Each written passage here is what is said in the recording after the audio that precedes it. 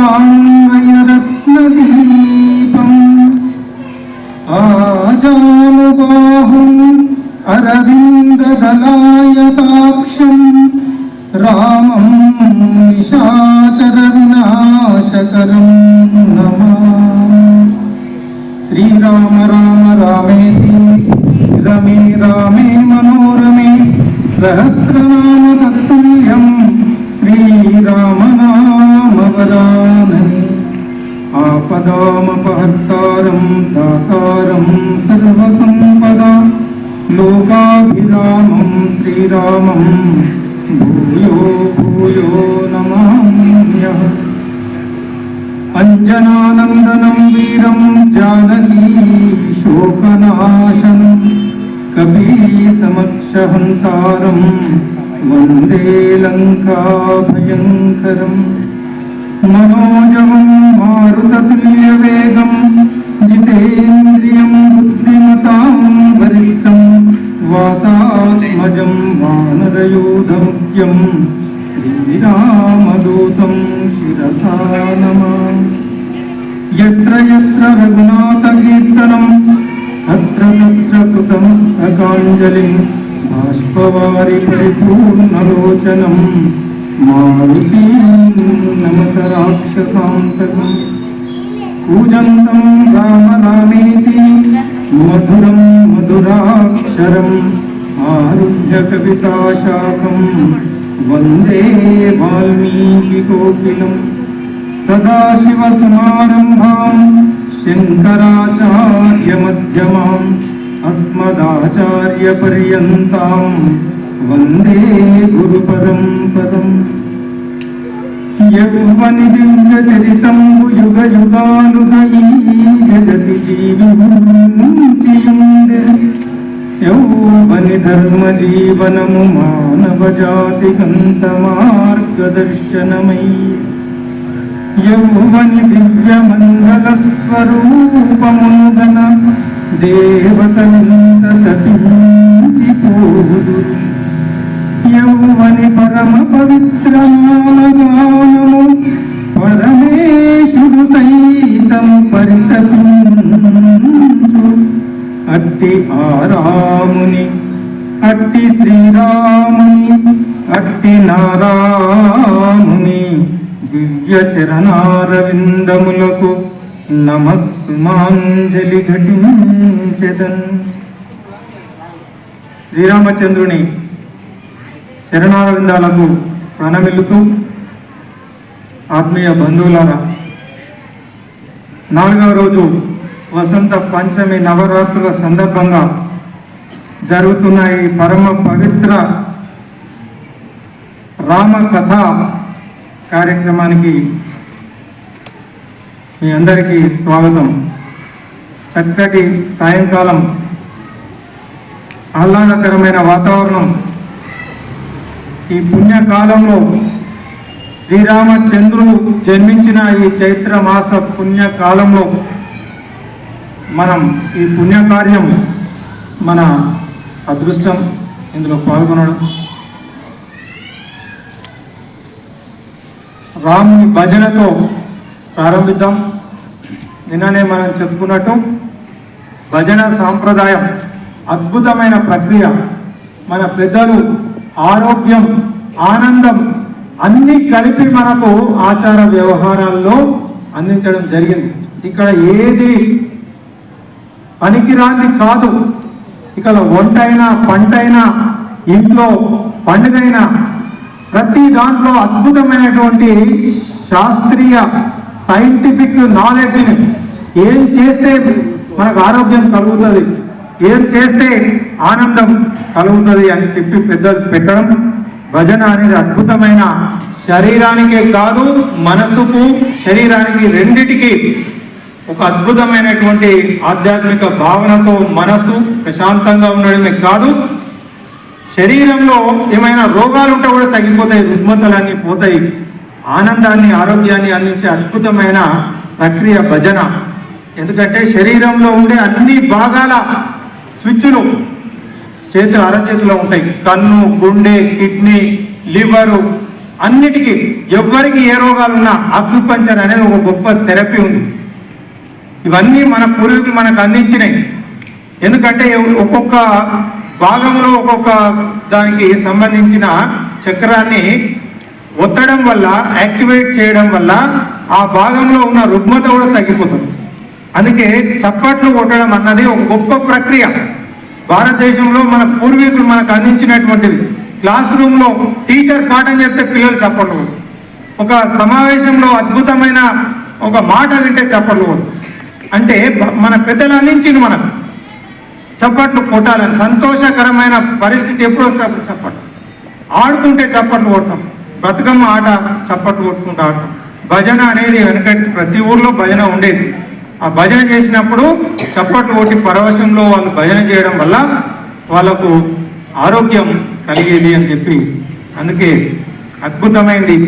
భగవంతుడు దేనికి సంతోషిస్తాడు అంటే నీవు ఎంత తెలివైన మహాజ్ఞానివి, నువ్వు ఎంత ధనవంతునివి, నువ్వు ఎంత గొప్ప వ్యక్తివి అన్నది కాదు. సంపూర్ణమైన శరణాగతి మన హృదయంలో భగవంతుని నింపుకున్నప్పుడు, అంటే భక్తికి పరవశించిపోతాడు భగవంతుడు. అంతే తప్ప నీకు గొప్ప తెలివితేటలు ఉండొచ్చు, గొప్ప పాండిత్యం ఉండొచ్చు, గొప్ప ధనవంతుని కావచ్చు, గొప్ప రూప సౌందర్యం ఉండొచ్చు. అందుకే భగవంతునికి ఇష్టమైనది ఏంటి అంటే భక్తి మాత్రమే. మనకు చరిత్ర చెప్తుంది, గజేంద్రుణ్ణి కరుణించినప్పుడు గజేంద్రుడు చదువుకోలేదు, మనిషి కూడా కాదు. ప్రహ్లాదుడు పసిపిల్లవాడు, ధ్రువుడు, ఎన్నో మనం చూస్తాం. కాళహస్తీశ్వర మహత్వంలో ఏనుగును, సాలెపురుగును, పామును కూడా కరుణించింది. వాటికి ఏం చదువు రాదు, వాటికి జ్ఞానం లేదు. భగవంతునికి కావాల్సింది పరిపూర్ణమైన సంపూర్ణ శరణాగతి, భగవంతుని పూర్తిగా నమ్మడం. భగవంతుని మన హృదయంలో ఎవరు నింపుకుంటారో వాళ్ళే భగవంతునికి ప్రీతి పాత్రులు అని చెప్పి మనకు మహాభక్తుడైనటువంటి ఆంజనేయ స్వామి మనకు తెలియజేస్తూ ఉన్నాడు. రామాయణం మొత్తం భక్తి రస ప్రధానంగా కొనసాగుతుంది. రామాయణంలో జరిగిన అద్భుత ఘట్టాలు, హనుమ చేసినవన్నీ ఆ భక్తి మహత్వంగానే మనకు తెలియజేయడం జరుగుతుంది. అందుకే ఇష్టంతో చేద్దాం. చాలా అద్భుతంగా చేస్తున్నారు. ఇంతవరకు అమ్మవార్లు రాకముందు భక్తి పారవశ్యంలో భజన చేయడం అది చాలా అద్భుతమైన ప్రక్రియ. అందుకే ఈ పరమ పవిత్రమైన కార్యాన్ని మొదలుపెట్టే ముందు మనసారా ఆ స్వామిని మనం తలుచుకుందాం. అందరం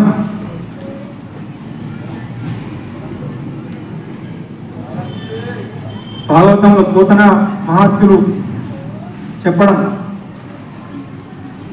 నోరు నవ్వంగా హరికీర్తి నుడువడేని, చేతులారంగా శివుని పూజింపడేని, దయయు సత్యంబు లోనుగా తలపడేని, కలుగనేటికి తల్లుల కడుపు చేరు.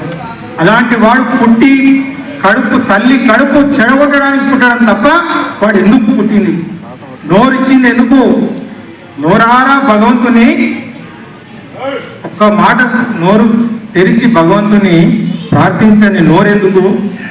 భగవంతుని పూజించని చేతులు ఎందుకు? అలాంటి హృదయంలో భగవంతుడు లేని అసలు ఆ మనిషి పుట్టడమే భూమికి బరువు అన్నట్టు మన పోతన మహాత్ములు చెప్పినట్టు మనం నోరారా భగవంతుని ప్రార్థిస్తూ ఈ భజన చేద్దాం.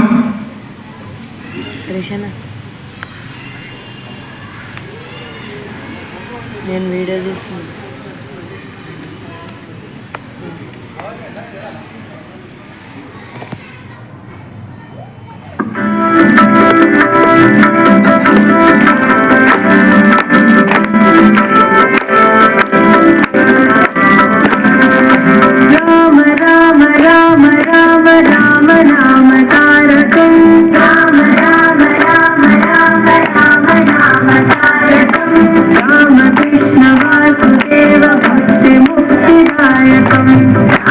Krishna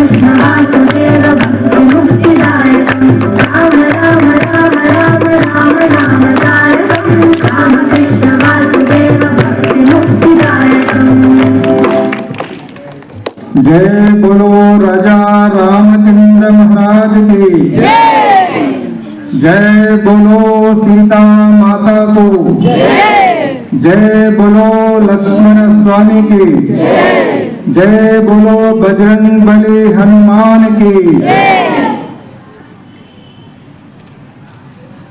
आत्मा बंधुलारा నిన్న కథ శూర్పణఖ ముక్కు చెవులు కోసి పంపిస్తే జనస్థలిలో దండకారణ్యంలో ఉన్న ఖర దూషణల వద్దకు వెళ్ళి చెప్పడం 14,000 మంది భయంకరమైన రాక్షస వీరులు రాముడిపై దాడి చేస్తే వారందరినీ సంహరించడం, అది చూసి శూర్పణఖ ఇక తన సోదరులు త్రిలోకాధిపత్యాన్ని వహించి ముల్లోకాలను గడగడ వణికిస్తూ మునులను ఋషులను హింసిస్తూ అష్ట దిక్పాలకులను అధీనంలో ఉంచుకొని పరిపాలిస్తున్నటువంటి తన సోదరుడు రావణాసురుని దగ్గరకు వెళ్తుంది.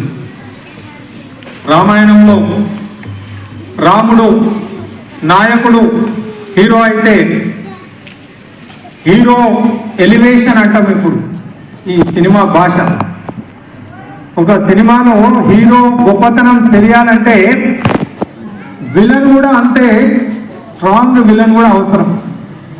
సో రామాయణమే అన్నిటికీ మూలం. సో రాముడి పాజిటివ్గా రాముడు ఎంత గొప్ప వ్యక్తో, నెగటివ్గా అంత దుర్మార్గుడు రావణాసురుడు. ప్రతినాయకుడు విలన్ కూడా అంత బలంగా ఉన్నాడు. ఈరోజు రామాయణంలో విలన్ ఎంట్రీ అంటాం. అంటే వాల్మీకి మహర్షి రామాయణాన్ని రాస్తూ రావణాసురుణ్ణి మనకి ఇక్కడ పరిచయం చేస్తున్నాం. శూర్పణఖ ద్వారా ఆ విలన్ను మనకు ప్రపంచానికి చూపిస్తున్నాం.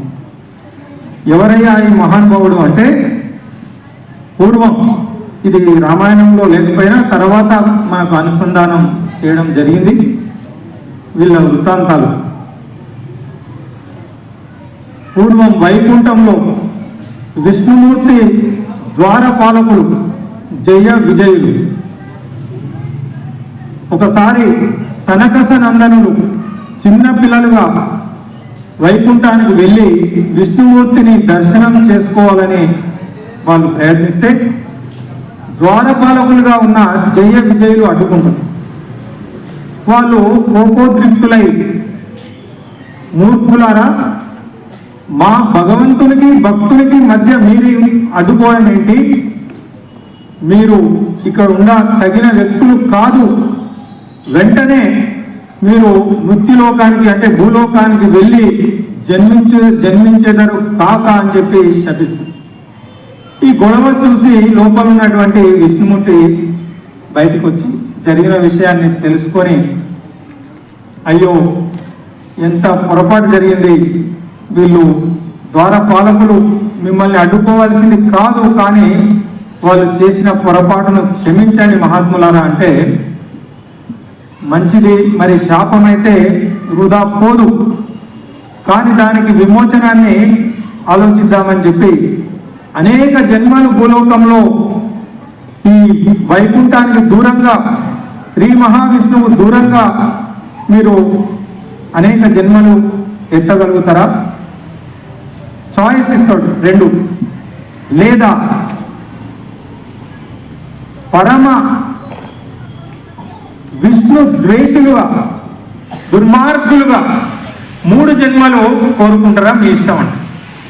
వాళ్ళు ఏం చేస్తారంటే మేము అసలు విష్ణుమూర్తిని వైకుంఠాన్ని వదిలి మేము ఉండలేము, దుర్మార్గులమైనా పర్వాలేదు, మాకు 3 జన్మలు తొందరగా మళ్ళీ వైకుంఠానికి రావాలని కోరు. ఆ విధంగా ఆ జయ విజయులు మొదటి జన్మలో హిరణ్యాకశపులుగా నరసింహస్వామి హిరణ్యాక్షుణ్ణి వరాహ అవతారం ఎత్తి విష్ణుమూర్తి సంహరిస్తే, తర్వాత హిరణ్యకశ్యపుణ్ణి నరసింహ అవతారంలో స్వామి సంహరించడం మనకు తెలుసు, ప్రహ్లాదుని చరిత్ర. ఆ తర్వాత 2వ జన్మలో రావణ కుంభకర్ణులుగా జన్మిస్తారు. 3వ జన్మలో శిశుపాల దంతావక్రులుగా జన్మించి తిరిగి వాళ్ళు వైకుంఠానికి వెళ్తారు అన్నది మనకు మన శాస్త్రాలు ఉపనిషత్తులు తెలియజేస్తున్నటువంటి విషయం. అలాంటి జయ విజయులు 2వ జన్మలో రావణ కుంభకర్ణులుగా జన్మిస్తారు. ఎవరికి జన్మించిండ్రు వీరు అంటే బ్రహ్మ, మనందరికీ తెలుసు, పెద్ద ఆయన సృష్టికర్త. బ్రహ్మ సృష్టి రకరకాలుగా ఉంటుంది, ఆయన మనసుతో కూడా సృష్టి చేస్తారు కొందరి మహాత్ములు. ఈ బ్రహ్మ మానస పుత్రుడు పులస్తు బ్రహ్మ. ఈ పులస్తు బ్రహ్మ కుమారుడు విశ్వావసు బ్రహ్మ. ఈ విశ్వావసు అనే బ్రాహ్మణునికి కైకసి అనే రాక్షసితో వివాహం జరుగుతుంది. ఈ విశ్వావసు కైకసికి జన్మించిన మహానుభావుడు పెద్ద కొడుకు రావణాసురుడు. ఈ తండ్రి పోలికలు రాలేదు, తల్లి రాక్షస గుణాలు వచ్చినాయి. అందుకే మనకు అప్పుడప్పుడు అంటారు తల్లి పోలికలు వచ్చినాయి వీనికి చనిపోయి. ఇక్కడ తల్లి గుణాలు ఎక్కువ రావణాసురునికి కనిపిస్తాయి. ఇక్కడ కూడా మనకు ఈ కైకసి విశ్వావసు దుర్ముహూర్తంలో కలవడం వల్ల ఈ దుర్మార్గుడైనటువంటి రావణాసురుడు పుట్టిను. కొంచెం ముహూర్తం రాత్రి అంటే అసుర సంధ్య వేళ భార్యాభర్తలు కలిస్తే ఇలాంటి దుర్మార్గుడు పుట్టిండు. ఇదంతా సైన్స్. తర్వాత కొంచెం రాత్రి కొనసాగుతూ ఉంటే ఇంత దుర్మార్గుడు కాదు, కుంభకర్ణుడు పుట్టిండు. ఆ తర్వాత మంచి ముహూర్తంలో విభీషణుడు అనే పరమ భక్తాగ్రేసరుడు ఉత్తముడు జన్మించాడు. అందుకే ఇవన్నీ మనకు గుణపాఠాలు. అందుకే ప్రతిదీ ధర్మకార్యమే. నిన్న మనం చెప్పుకున్నాం, ఈ కుటుంబ వ్యవస్థలో కూడా భార్యాభర్తలు ధర్మాచరణ చేయమనే మనకు పెద్దలు చెప్తూ ఉన్నారు. అందుకనే ప్రతిదీ ముహూర్తం, ఏ టైంలో పగలు ఏం చేయాలి, రాత్రి ఏం చేయాలి, ఎప్పుడు భోజనం చేయాలి, ఎప్పుడు ఏ పని చేయాలో పెద్దలు నిర్ణయించిన దాన్ని పాటించడం చాలా ముఖ్యం. పాటించకపోతే ఏం జరుగుతుందంటే ఇలాంటి దుష్పరిణామాలు మనకు కలుగుతాయని చెప్పి మన పెద్దలు మన కథలు జరిగిన చరిత్ర మనకు చెప్తూ ఉంది. అందుకే జాగ్రత్త పడాలి. అందుకే దంపతులకు ముహూర్తాన్ని కూడా పెడతారు. మనం ఆ సుముహూర్తంలోనే మంచి ఆలోచనలతో దంపతులు ఉంటే మంచి ఉత్తమ సంతానం లభిస్తుంది. అందుకే సంతానం అనేది ఒక ఉత్తముని పొందాలి అంటే తల్లిదండ్రులు కూడా ఆ భగవద్ భక్తిలో పుణ్య కార్యాలు చేస్తూ ఎవరైతే ఉంటారో వాళ్ళకు ఉత్తములైన సంతానం కలుగుతుంది. ఇది గుర్తుంచుకోవాలి. కాబట్టి పిల్లలు ఇట్లా ఉన్నారు అంటే వీరి వెనకాల అన్ని కారణాలు ఉంటాయి. అందుకే శ్రీమంతం అందుకే చేస్తాం. కడుపులో ఉన్నప్పుడే 3 నెలల తర్వాత మెదడు పనిచేయడం ప్రారంభమవుతుంది. ప్రహ్లాదుడు కడుపులో ఉన్నప్పుడే విష్ణు భక్తి పారాయణుడు అయ్యాడు, వేదాంతాలను నేర్చుకున్నాడు పుట్టకముందే. అభిమన్యుడు కడుపులో ఉన్నప్పుడే పద్మవ్యూహాన్ని విన్నాడు. ఇవన్నీ మనకు ఈరోజు డాక్టర్స్ కూడా చెప్తూ ఉన్నారు. పిల్లలు ఎందుకు ఇట్లా తయారయ్యారు అంటే తల్లిదండ్రులు ఆలోచించాలి ఎక్కడ పొరపాటు జరుగుతుంది. ఇదంతా సైన్స్, యాక్షన్కు రియాక్షన్ ఉంటుంది. కాబట్టి తల్లి గర్భంలో ఉన్నప్పుడు తల్లి ఎంత ప్రశాంతంగా సంతోషంగా మంచి ఆలోచనలతో ఉంటే పిల్లలకు ఆ గుణాలు వస్తాయి అన్నది మనకు చరిత్ర చెప్తూ ఉన్న సత్యం. అలాగా ఈ మహానుభావుడు ఈ రావణాసురుని జన్మ ఆ విధంగా జరిగింది. తండ్రి మహాపండితుడు, సాక్షాత్తు బ్రహ్మ వంశంలో బ్రహ్మకు మనమడు కాబట్టి వేదాంత పారంగతుడు కాబట్టి రావణాసురుని కూడా సకల విద్యలు వేదాంత సకల ధర్మాలను నేర్పించడం జరిగింది. అంతేకాదు రావణాసురుడు మంచి సంగీత విద్వాంసుడు. రావణాసురుడు వీణ వాయిస్తే అద్భుతంగా ఉంటుంది. రావణాసురుని పేరు మీదనే రుద్రవీణ అని ఉంది. పరమ భక్తుడు. చిన్నప్పుడు మంచి లక్షణాలే, తల్లిదండ్రులు ఏం చెడ్డ లక్షణాలు నేర్పించలేదు. రావణాసురుడు వీణ వాయిస్తే, రావణాసురుడు శివుని మీద అద్భుతమైన స్తోత్రం ఉంది. తన ప్రేగులను తీసి వీణ తంత్రిగా చేసి వాయించినటువంటి మహానుభావుడు. అలా మహాభక్తుడు, మహాజ్ఞాని, సకల శాస్త్ర పారంగతుడు. తర్వాత బ్రహ్మ ద్వారా వరాలను పొందిన తర్వాత ఆ వర గర్వంతో అహంకారం పెరిగి దుర్మార్గుడుగా మారిపోయాడు. అంటే జ్ఞానము, శక్తి మంచికి ఉపయోగపడాలి. అంటే ఎంత గొప్ప వ్యక్తి అయినా పతనం అన్నది ఎంత తొందరగా జరుగుతుంది అంటే అహంకారం ఎక్కితే గొప్ప వ్యక్తులు కూడా పతనం అవుతారు అనడానికి రావణాసురుడు చక్కటి ఉదాహరణ. ఒకప్పుడు మహాభక్తుడు, పండితుడు, కానీ పరమ దుర్మార్గుడుగా మారిపోయాడు. వరగర్వంతో ముల్లోకాలను జయించిండు. అష్ట దిక్పాలకులను తన అధీనంలో పెట్టుకున్నాడు. ఇక నిన్ననే చూసినాం, గట్టిగా చూస్తే సూర్యుడే మేఘాల్లోకి వెళ్ళిపోయే పరిస్థితి. యమధర్మరాజే పారిపోయాడు. గాలి వీచాలంటే వీయాలే, వద్దు అంటే ఆగిపోవాలి. ఇలా ప్రకృతిని కూడా శాసించే పరిస్థితిలో ఇక అహంకారం అన్నది పెరిగిపోయి నానా రకాల దుష్కార్యాలను చేయడం ప్రారంభించారు. అసలు లంకా నగరం అద్భుతమైన పార్వతి కోసం విశ్వకర్మ నిర్మించినటువంటి ప్రపంచంలో ఎక్కడైనటువంటి అత్యంత సుందర నగరం ఏది అంటే లంక. ఆ లంకా నగరం కుబేరునికి, ఈ కుబేరుడు ఎవరు అంటే ఈ విశ్వావసు బ్రహ్మ ఇద్దరు భార్యలు. రెండవ భార్య కుమారుడు కుబేరుడు. కుబేరుని వద్ద లంకా నగరం ఉంది. ఈ రావణాసురుడు దుర్మార్గుడైన తర్వాత ఇక వాడికి ప్రపంచంలో ఎక్కడ ఏ అందమైన వస్తువు, ప్రదేశము, స్త్రీ కనిపించినా అది నాకు కావాలనే ఒక విచిత్రమైన మనస్తత్వం రావణాసురునికి వచ్చేసి, లంక ఇంత అందంగా ఉంది కదా, నాకే కావాలి. కుబేరుని తరిమేసి లంకా నగరాన్ని వశం చేసుకున్నాడు. అంతటితో ఆగలేదు. ఒకసారి హిమాలయాలకు వెళ్ళాడు. పాపం కుబేరుడు మళ్ళీ హిమాలయాల్లో వెళ్ళి అక్కడ ఒక చిన్న రాజ్యాన్ని ఏర్పాటు చేస్తున్నాడు. మళ్ళీ హిమాలయాలకు వెళ్ళి ఆయన దగ్గర పుష్పక విమానం కూడా ఉండేది కుబేరుని దగ్గర. ఇది నీకెందుకురా అని చెప్పి మళ్ళీ అక్కడికి వెళ్ళి వాడిని కొట్టి పుష్పక విమానం లాగేసుకున్నాడు. ఆ పుష్పక విమానంలో లోకాలన్నీ సంచరిస్తూ ఉండేవాడు. ఒకసారి హిమాలయ పర్వతాల్లో కైలాస శిఖరం పై నుంచి వెళ్ళాలని ప్రయత్నించాడు.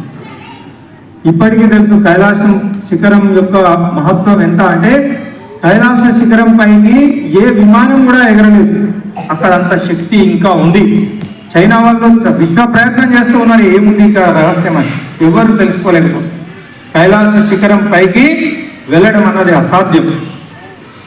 హెలికాప్టర్స్, విమానాలు కూడా వెళ్ళలేవు. వీడు ప్రయత్నించుడు, ఆగిపోయింది. ఎందుకు?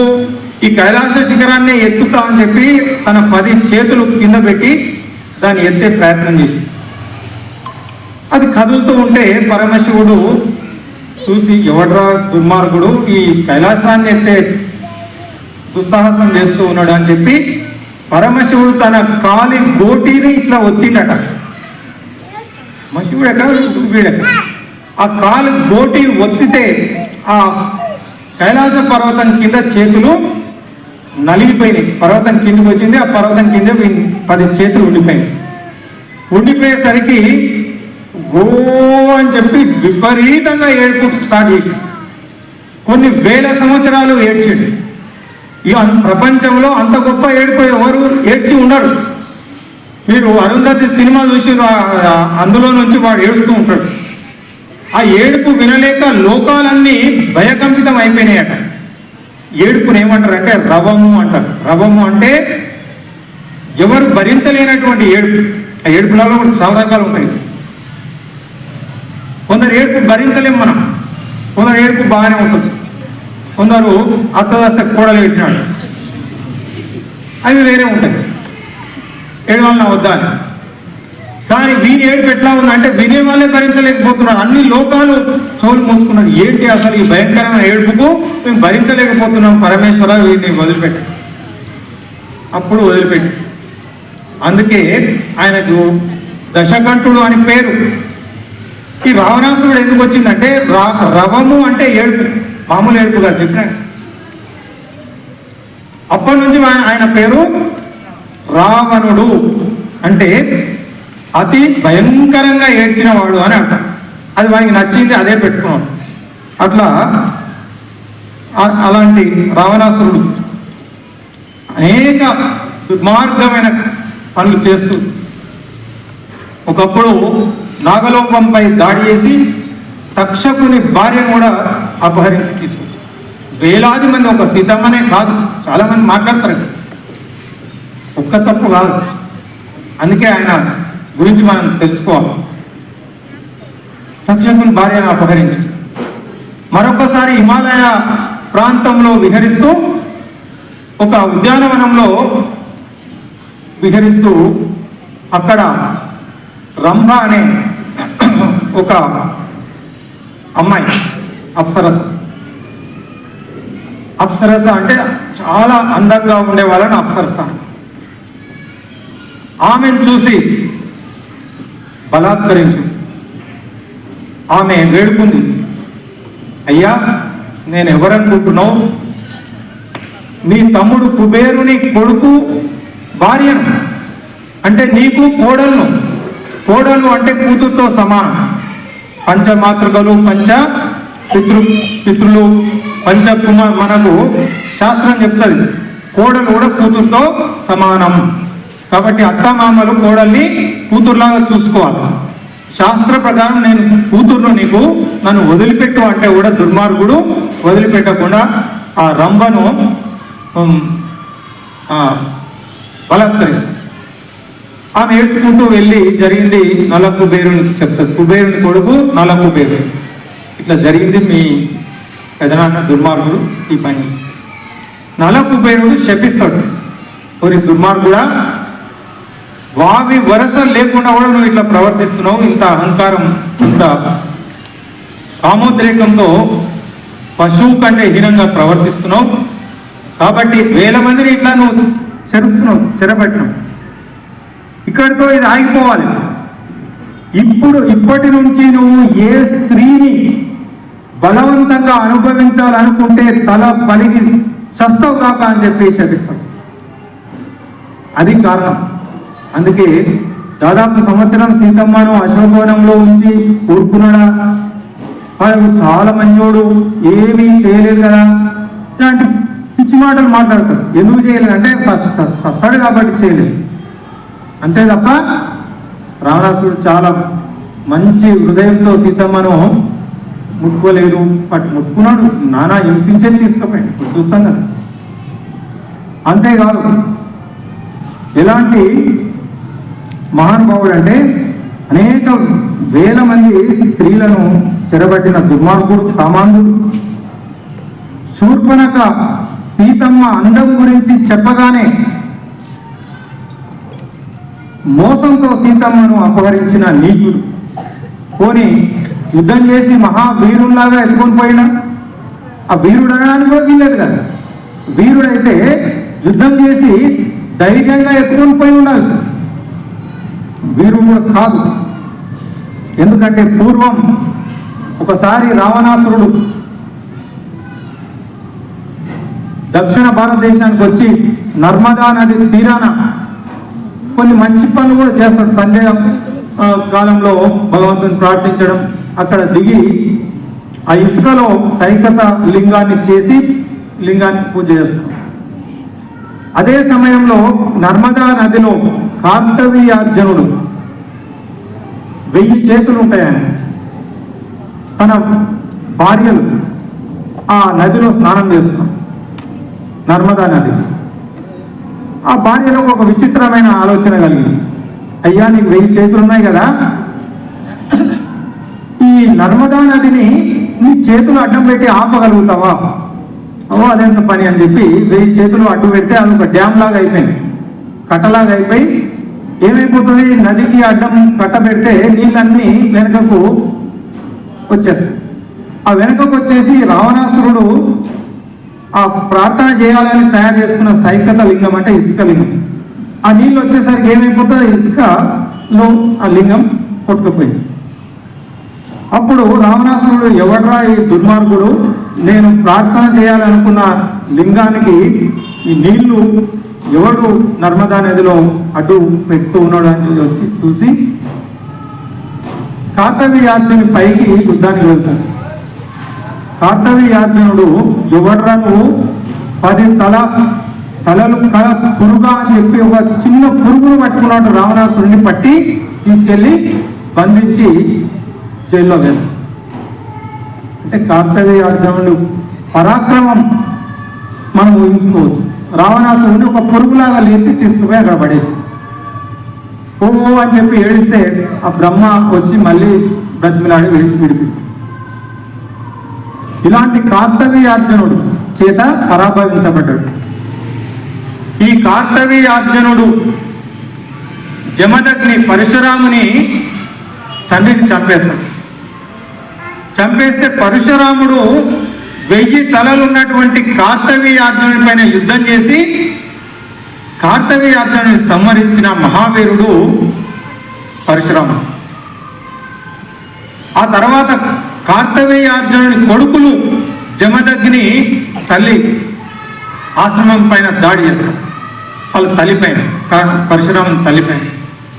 పరశురాముడు అడవికి వెళ్ళి ఉంటాడు, ఆశ్రమంలో లేని సమయం. తల్లి 21 సార్లు అరుస్తుంది, పరశురామ పరశురామ కాపాడుతానే. ఆయన ప్రతిసారి విని పరిగెత్తుకుంటూ వచ్చేస్తాడు. వచ్చే వరకే తల్లి మీద దాడి జరుగుతుంది. ఎవరు ఈ దుర్మార్గులు అంటే కార్తవీయార్జునుని కొడుకులు, క్షత్రియులు, ఈ రాజులు మదాంధంతో, అధికార గర్వంతో, విచక్షణ రహితంగా వీళ్ళు ప్రవర్తిస్తూ ఉన్నారు. వీళ్ళ గర్వాన్ని అణచాలని చెప్పి 21 సార్లు భూమండలాన్ని ప్రదక్షిణ చేసి క్షత్రియుడు అనే వాడు లేకుండా సంహరిస్తాడు. కొంతమందిని వదిలిపెడతాడు. ఎందుకంటే పూజలలో ఉన్న వాళ్ళను, స్త్రీలతో ఉన్న వాళ్ళను, ఇలాంటి వాళ్ళను వాళ్ళ దగ్గరికి వెళ్ళాడు. అట్లా ఈ ఇక్ష్వాకు వంశము, కొన్ని జనకుడు అలాంటి పుణ్యాత్ములు పూజలు చేస్తూ యజ్ఞాలు చేస్తూ ఈ దశరథుడు ఇలాంటి వీళ్ళ వంశాలు మిగిలిపోయినాయి. అలాంటి మహావీరుడు పరశురాముడు. పరశురాముని ఎదిరించి గర్వభంగం చేసినటువంటి మహానుభావుడు శ్రీరామచంద్రుడు. మనం కంపేర్ చేసుకోవచ్చు. ఇప్పుడు రావణాసురుడు పరిస్థితి ఏంటి, శ్రీరాముని పరిస్థితి ఏంటి.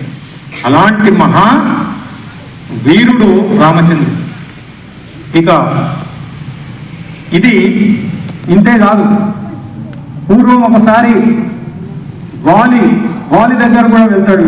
వీళ్ళకి ఏం పని కూడా అన్నట్టు వెళ్ళి వాణ్ణి వీళ్ళతో కొట్టాడు. ఈ దుర్మార్గులు చేసే పని ఏం అవసరం లేకుండా సరే వాలి దగ్గరికి వెళ్ళి ఇళ్ళనే ఏదో విరమిస్తే, వాలికి ఒక అలవాటు ఉంటుంది.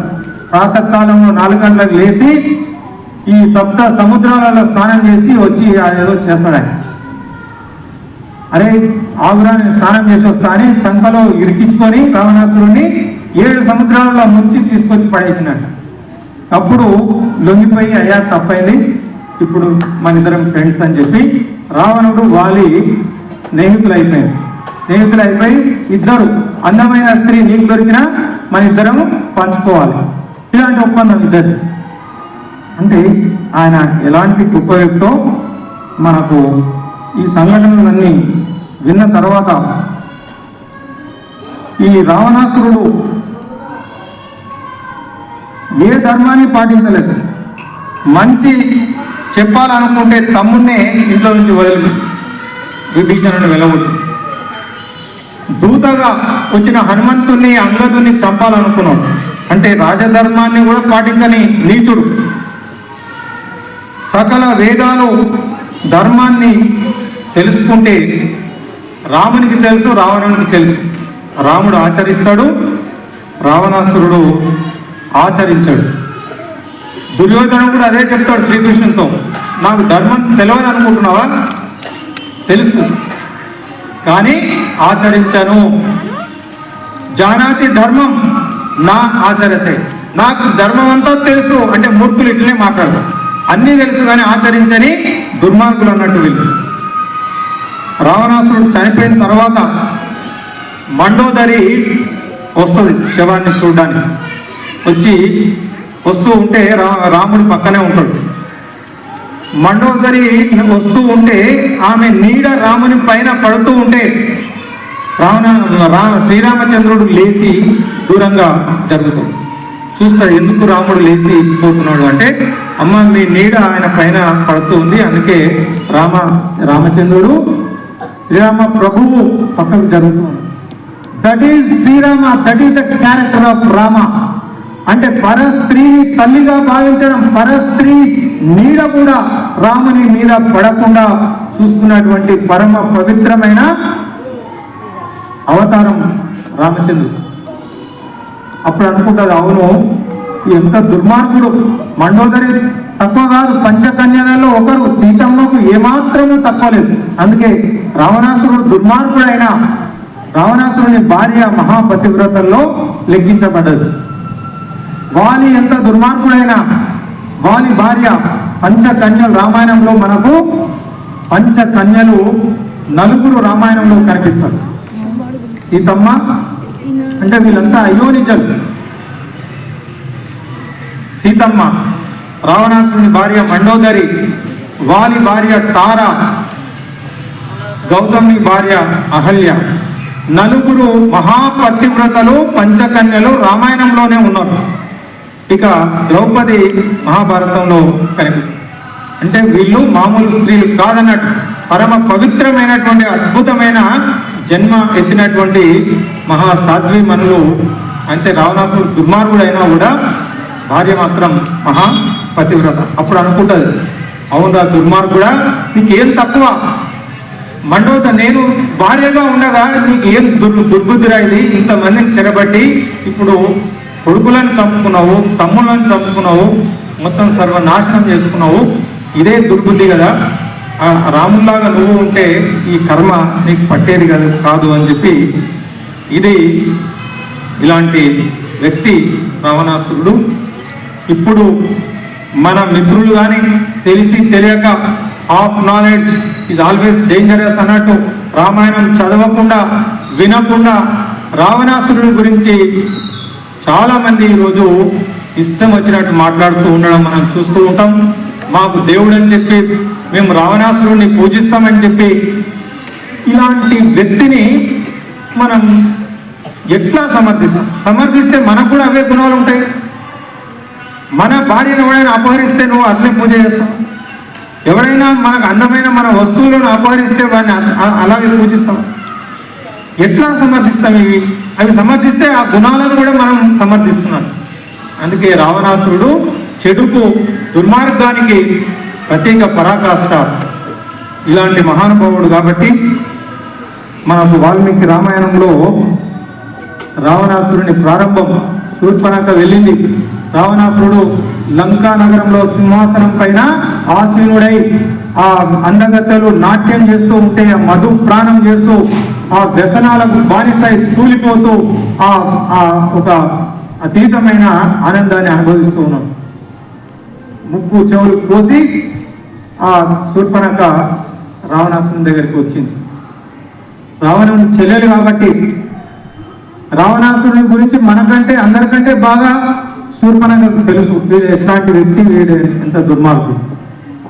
వచ్చి జరిగిన విషయం చెప్పలేదు, ఇట్లా నేను చేసినా ఇట్లా చేసిందని చెప్తే రావణాసురుడు కూడా తిట్టేటోడు, దరిద్రం ఎందుకు చేసినా ఈ పని, చిచి చిచి అని చెప్పి తింటాడు. వాడు తెలుసు ఇట్లా నేను పెళ్లి చేసుకోమని పోయినా బలవంతం చేసినా సీతమ్మని చంపాలని చూస్తే నా ముఖ్యులు చెప్పాలి కదా, జరిగింది అది చెప్పలేదు.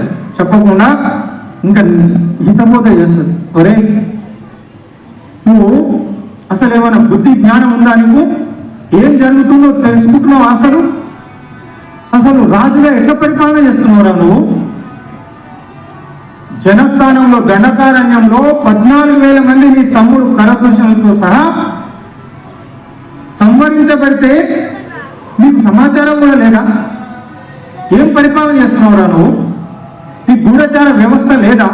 వాడు పెట్టుకోలేదు, ఎందుకంటే అంత అహంకారం. నా మీదికి ఎవడు వచ్చే దమ్ము ధైర్యము సాహసం ఎవరు చేయరని చెప్పి వాడు అన్ని బంద్ చేశాడు. అంటే ఇంటెలిజెన్స్ కూడా గూఢచార వ్యవస్థను కూడా లేకుండా చేసింది కాబట్టి అక్కడ చంపితే వీరికి వెంటనే సమాచారం రావాలి, అది రాలేదు. ఆ విధంగా చెప్పి ఏం జరిగిన 14,000 మంది కరదూషణలను రాముడు 1.5 గడియ కాలంలో చంపేసి తెలుసా? ఏం జరుగుతుందో తెలుసా? నువ్వు పోయే కాలం దాపురించిందిరా నీకు. రావణాసురుడి నోట్లో నుంచి వచ్చిన మొట్టమొదటి మాట రామాయణంలో, రాముడా ఎవరు? ప్రశ్నలు. ఎందుకు వచ్చిండు దండకారణ్యంలోకి? ఎలా ఉంటాడు? రాముని పరాక్రమం ఏంటి?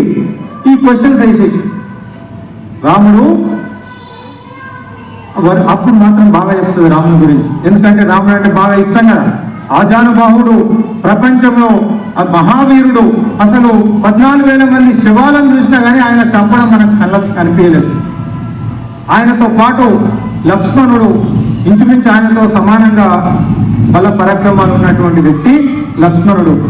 కానీ అసలు విషయం ఏంటో తెలుసా నీకు? ఏంటి? రామునికి సీత అనే భార్య ఉంది. దేవతలు, దానవులు, యక్షులు, కిన్నెరులు, కింపురుషులు, నాగులు, గంధర్వులు, అప్సరసలు, లోకాలలో అలాంటి అందమైన స్త్రీ ఎక్కడా లేదు రావణ. ఎందుకు? దీని వీక్నెస్ ఏందో ఆమెకు తెలుసు.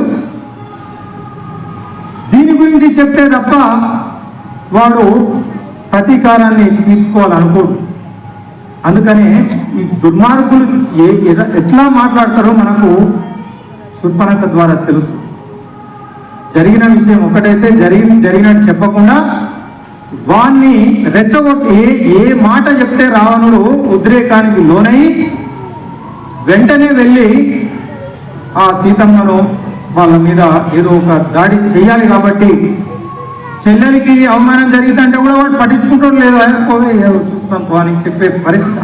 అలాంటి కొడుకులను తమ్ములనే చంపుకున్నాడు దుర్మార్గుడు, పట్టించుకోవడం తెలుసు. అందుకని వాడికి వీక్నెస్ ఏంటి అంటే బలహీనత.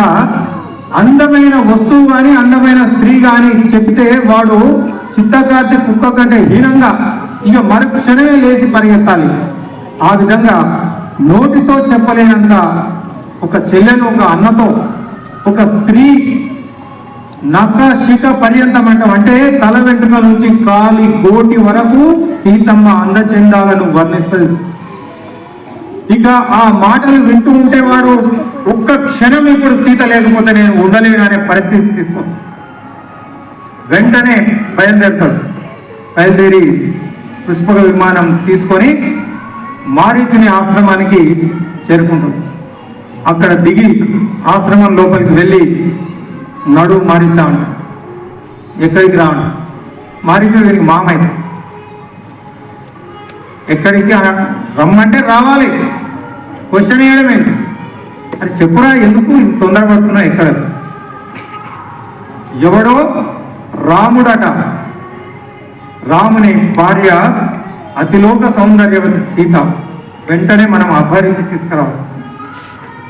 వెంటనే వినగానే మారీచుడు అంటాడు, ఒరే ఏమన్నావు? ఎవరు ఏం పేరు నువ్వు చెప్పింది? రాముడట. రాముడా? దశరథ నందనుడు అయోధ్య రాజు దశరథ నందనుడు శ్రీరాముడు రాముని గురించేనా నువ్వు చెప్తున్నది? ఎవడో మానవ తుచ్చుడు. ఇప్పుడు మనకు అది అవసరం లేదు, వెంటనే మనం సీతమ్మను అపహరించాలి. అప్పుడు మారీచుడు, ఎవరి మారీచుడు అంటే అప్పుడు చెప్తాడు, అరే నేను అనుభవంతో చెప్తూ ఉన్నా, నీకు పోయే కాలం దాపరించినట్టుంది, ఈ పుట్టని కోరిక నీ మనసులో పుట్టింది, ఇక నువ్వు బతకవురా, నా మాట విను, ఆ ఆలోచన మానుకో అంటాడు. అరే వస్తావా రావా, చేస్తావా? నా మాట వినకపోతే ఇప్పుడే నిన్ను చంపేస్తా. నువ్వు నాకు సలహాలు ఇవ్వడానికి కాదు నిన్ను రమ్మనేది, ఆర్డర్ వేస్తున్నా, నువ్వు రాకపోతే వెంటనే చంపేస్తా. అరే దుర్మార్గుడా, నీ చేత ఎట్లా చావక తప్పదు ఇప్పుడు. ఎందుకంటే నువ్వు చావును కోరి తెచ్చుకుంటున్నావు. చావడం అన్నది తథ్యం. కానీ నీ చేతిలో చచ్చే కంటే ఆ రాముని చేతిలో చస్తే పుణ్యమైన ఉంటుంది కదా దుర్మార్గుడు అని చెప్పి నీకు తెలియదు. చిన్నప్పుడు 16 సంవత్సరాల వయసులో ఉన్నప్పుడు, పసి బాలుడుగా ఉన్నప్పుడు చూసిందా నేను రాముణ్ణి. అంత మహాపరాక్రమం ఇప్పుడు 30 సంవత్సరాల పైన అయి ఉంటుంది కదా, ఇప్పుడు ఇంకా మహావీరుడుగా తయారై ఉంటాడు. రాముతో పెట్టుకుంటే చనిపోతావురా అని చెప్తాడు.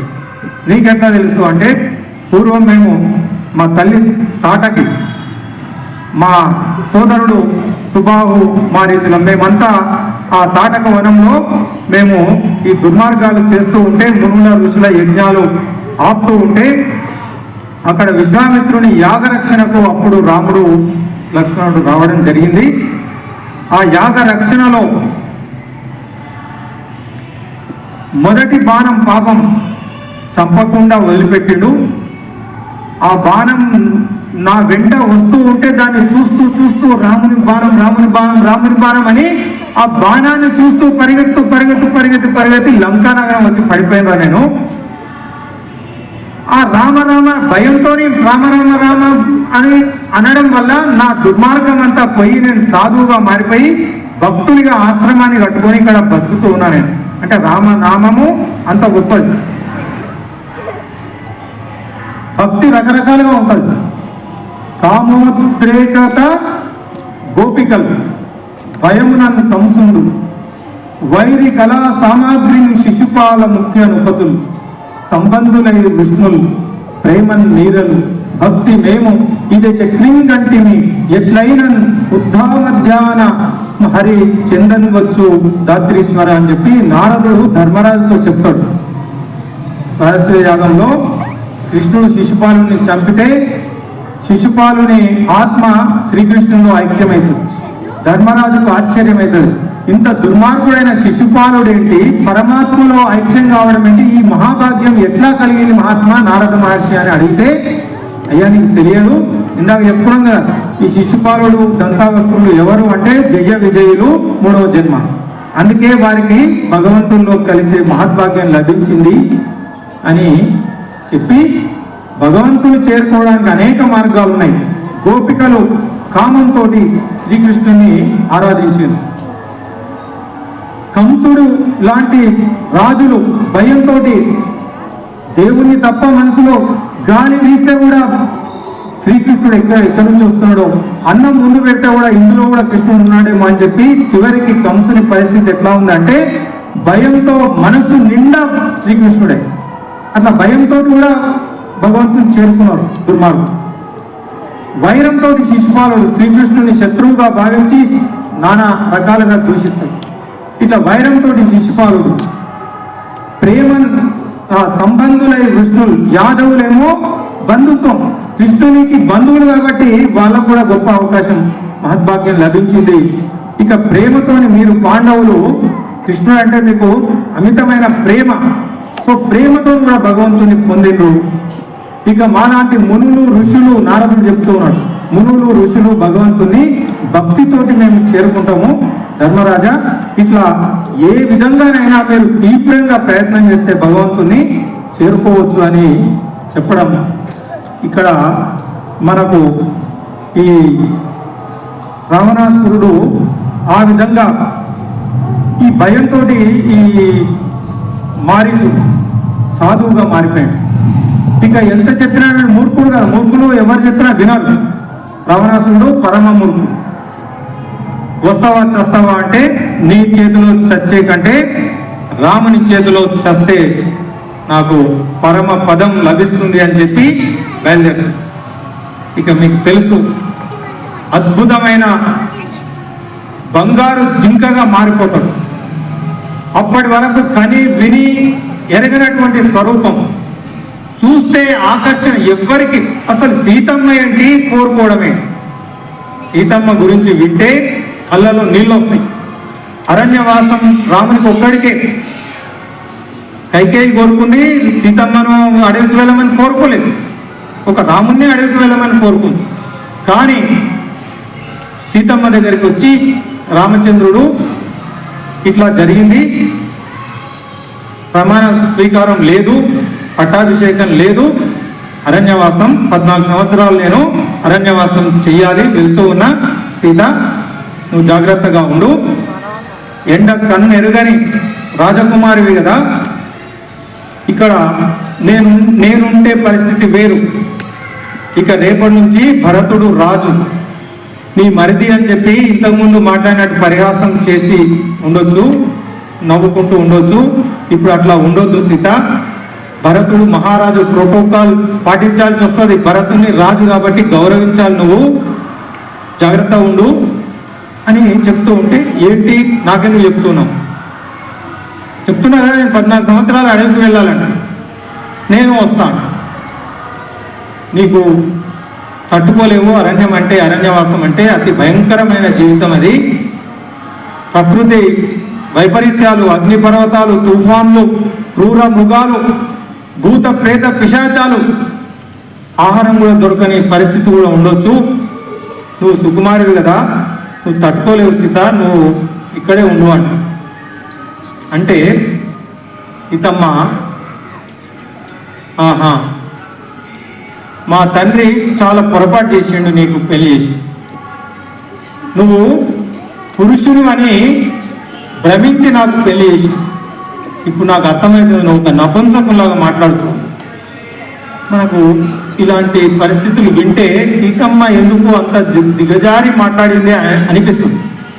కానీ లోతుగా ఆలోచిస్తే అట్లా మాట్లాడకపోతే రాముడు ఒప్పుకునేవాడు కాదు, వెంట రమ్మని. అప్పుడు రాముడు అంటాడు, మంచిది సీత, నాకు చాలా సంతోషంగా ఉంది, నిన్ను విడిచి ఒక క్షణం నేను ఉండలేను, నాకు తెలుసు. కానీ నా సంతోషం కోసం నిన్ను బాధ పెట్టడం నాకు ఇష్టం లేదు. నీ మనోగతాన్ని తెలుసుకోవడానికి నేను నువ్వు రావద్దని చెప్పినా తప్ప నువ్వు వస్తా అంటే అంతకంటే సంతోషం నాకేముంటుంది. అది భర్తగా, భర్త అంటే భార్య పైన అధికారం చెలాయించడం. నేను పెళ్ళైంది కదా, నేను చెప్పినట్టు పని ఉండు, నేను రమ్మంటే రా, కూర్చోమంటే కూర్చో, లేవమంటే లే, ఏంటి ఎదురు మాట్లాడు, వద్దని చెప్పినా కాదు. ఇట్లాంటి పనికి మాలిన మాటలు మాట్లాడడం కాదు. అంత ఫ్రీడమ్ ఇచ్చిండు. అంత మహానుభావుడైన రామచంద్రుడు సీతమ్మను ఎక్కడ బలవంత పెట్టాడు అంటే, సీతమ్మకు ఇష్టం లేని పని సీత లేకుండా ఉండలేదు. అయినా కూడా నా ఇష్టం కోసం నేను అడిగి వెళ్తున్నా, నాకు వంట చేసి పెట్టాలి, నేను చూసుకోవాలి, నీకు ఇష్టంలో లేకుండా నడవు, నేను చెప్తున్నా కదా అని బలవంత పెట్టే మనస్తత్వం కాదు. అది మనం నేర్చుకోవాల్సింది. భార్య భర్తలు అంటే ఎట్లా ఉండాలనో, అన్యోన్యంగా ఉండడం అంటే ఒకరి భావాలను ఒకరు గౌరవించాలి అనే గొప్ప సంప్రదాయాన్ని రామచంద్రుడు మనకు చూపిస్తాడు. అప్పుడు సంతోషిస్తాడు, నాకు అదే ఉంది, నేను విడిచి నేను ఉండలేను సీత, ఇప్పుడు నువ్వు మనస్ఫూర్తిగా వస్తానంటున్నావు కాబట్టి సరే మంచిదని చెప్పి తీసుకుంది.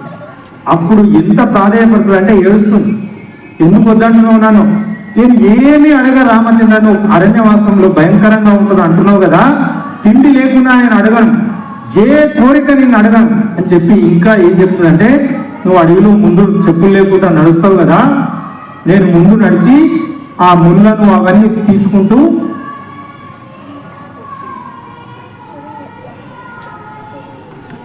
ముందు నడుస్తా అని చెప్తుంది. ఇట్లాంటి సీతమ్మ ఏ కోరిక కోరలేదు. దాదాపు 13 సంవత్సరాలు ఎప్పుడు ఏమి అడగలేటువంటి సీతమ్మ ఎందుకు కోరిందో ఆ మాయ లేడీని, ఆ బంగారు జింకను చూసి, రామచంద్ర నాకు ఆ జింక చూసినవా ఎంత అందంగా ఉంది, అది ఆశ్రమంలో వచ్చి గెలుపుతూ ఉంటుంది, వీళ్ళ ముందు కనిపించాలి. ఆ జింక చూసినవా, బంగారు జింక, ఇలాంటి జింకలు ఇన్ని సంవత్సరాలు అడవిలో ఉన్నాం కదా, దాదాపు 13 సంవత్సరాలు, ఇంకొకటే సంవత్సరం మిగిలింది, ఎప్పుడు కనిపించలేదు కదా అద్భుతమైనటువంటి ఈ ప్రాణి, దీన్ని ప్రాణంతో పట్టుకొస్తే నేను పెంచుకుంటాను, అయోధ్య నగరం తీసుకెళ్ళి అక్కడ అందరికి చూపిద్దాం, ఒకవేళ చనిపోయినా సరే దాని చర్మమైనా మనం చూసుకోవచ్చు, నాకు ఆ జింక కావాలని చెప్పి అడుగుతూ, ఎప్పుడు అడగనటువంటి సీతమ్మ అడిగేసరికి లక్ష్మణుడు వెంటనే చెప్తాడు, అన్నా ఇది ఏదో మోసం కనిపిస్తూ ఉంది, ఈ దండకారణ్యంలో మనకు అన్ని ఇప్పుడు అపశృతులు కనిపిస్తూ ఉన్నాయి, ఇది రాక్షస మాయలా కనిపిస్తుంది అన్నా, వద్దు అని లక్ష్మణుడు వారిస్తాడు.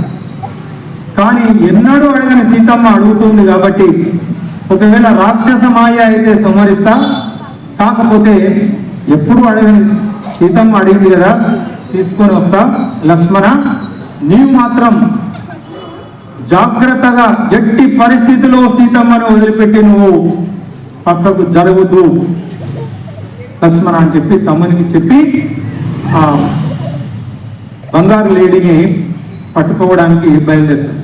అది మాయాలేడి కాబట్టి రామునికి దొరికినట్టే దొరికి దూరంగా పరిగెత్తి చాలా దూరం తీసుకెళ్తాడు. ఇక అప్పుడు ఈ మారీచుడు రాముడు అప్పుడు అర్థమైపోతుంది, చాలా దూరం వెళ్ళిన తర్వాత అమ్మో ఇది ఏదో మోసం జరిగినట్టుంది అని చెప్పి ఇక ఉపేక్షించొద్దు అని బాణం వేసి చంపేశాడు. రామ బాణం తగిలి అసలు తగలగానే ప్రాణాలు కోల్పోతారు. మాట్లాడడం అనేది కదలడం అనేది జరగదు, కానీ ఇద్దరు మాట్లాడి, ఒకడు మారీచుడు ఒకడు వాలి. రామ బాణం తగిలిన తర్వాత కూడా కొన ఊపిరిలో మాట్లాడిన వ్యక్తులు ఇద్దరే. మారీచుడు చనిపోతూ హా సీత హా లక్ష్మణ అని చెప్పి రాముని గొంతులో మిమిక్రీ అనేది ప్రపంచంలో మొట్టమొదటి మిమిక్రీ మనం రామాయణంలో వింటాం.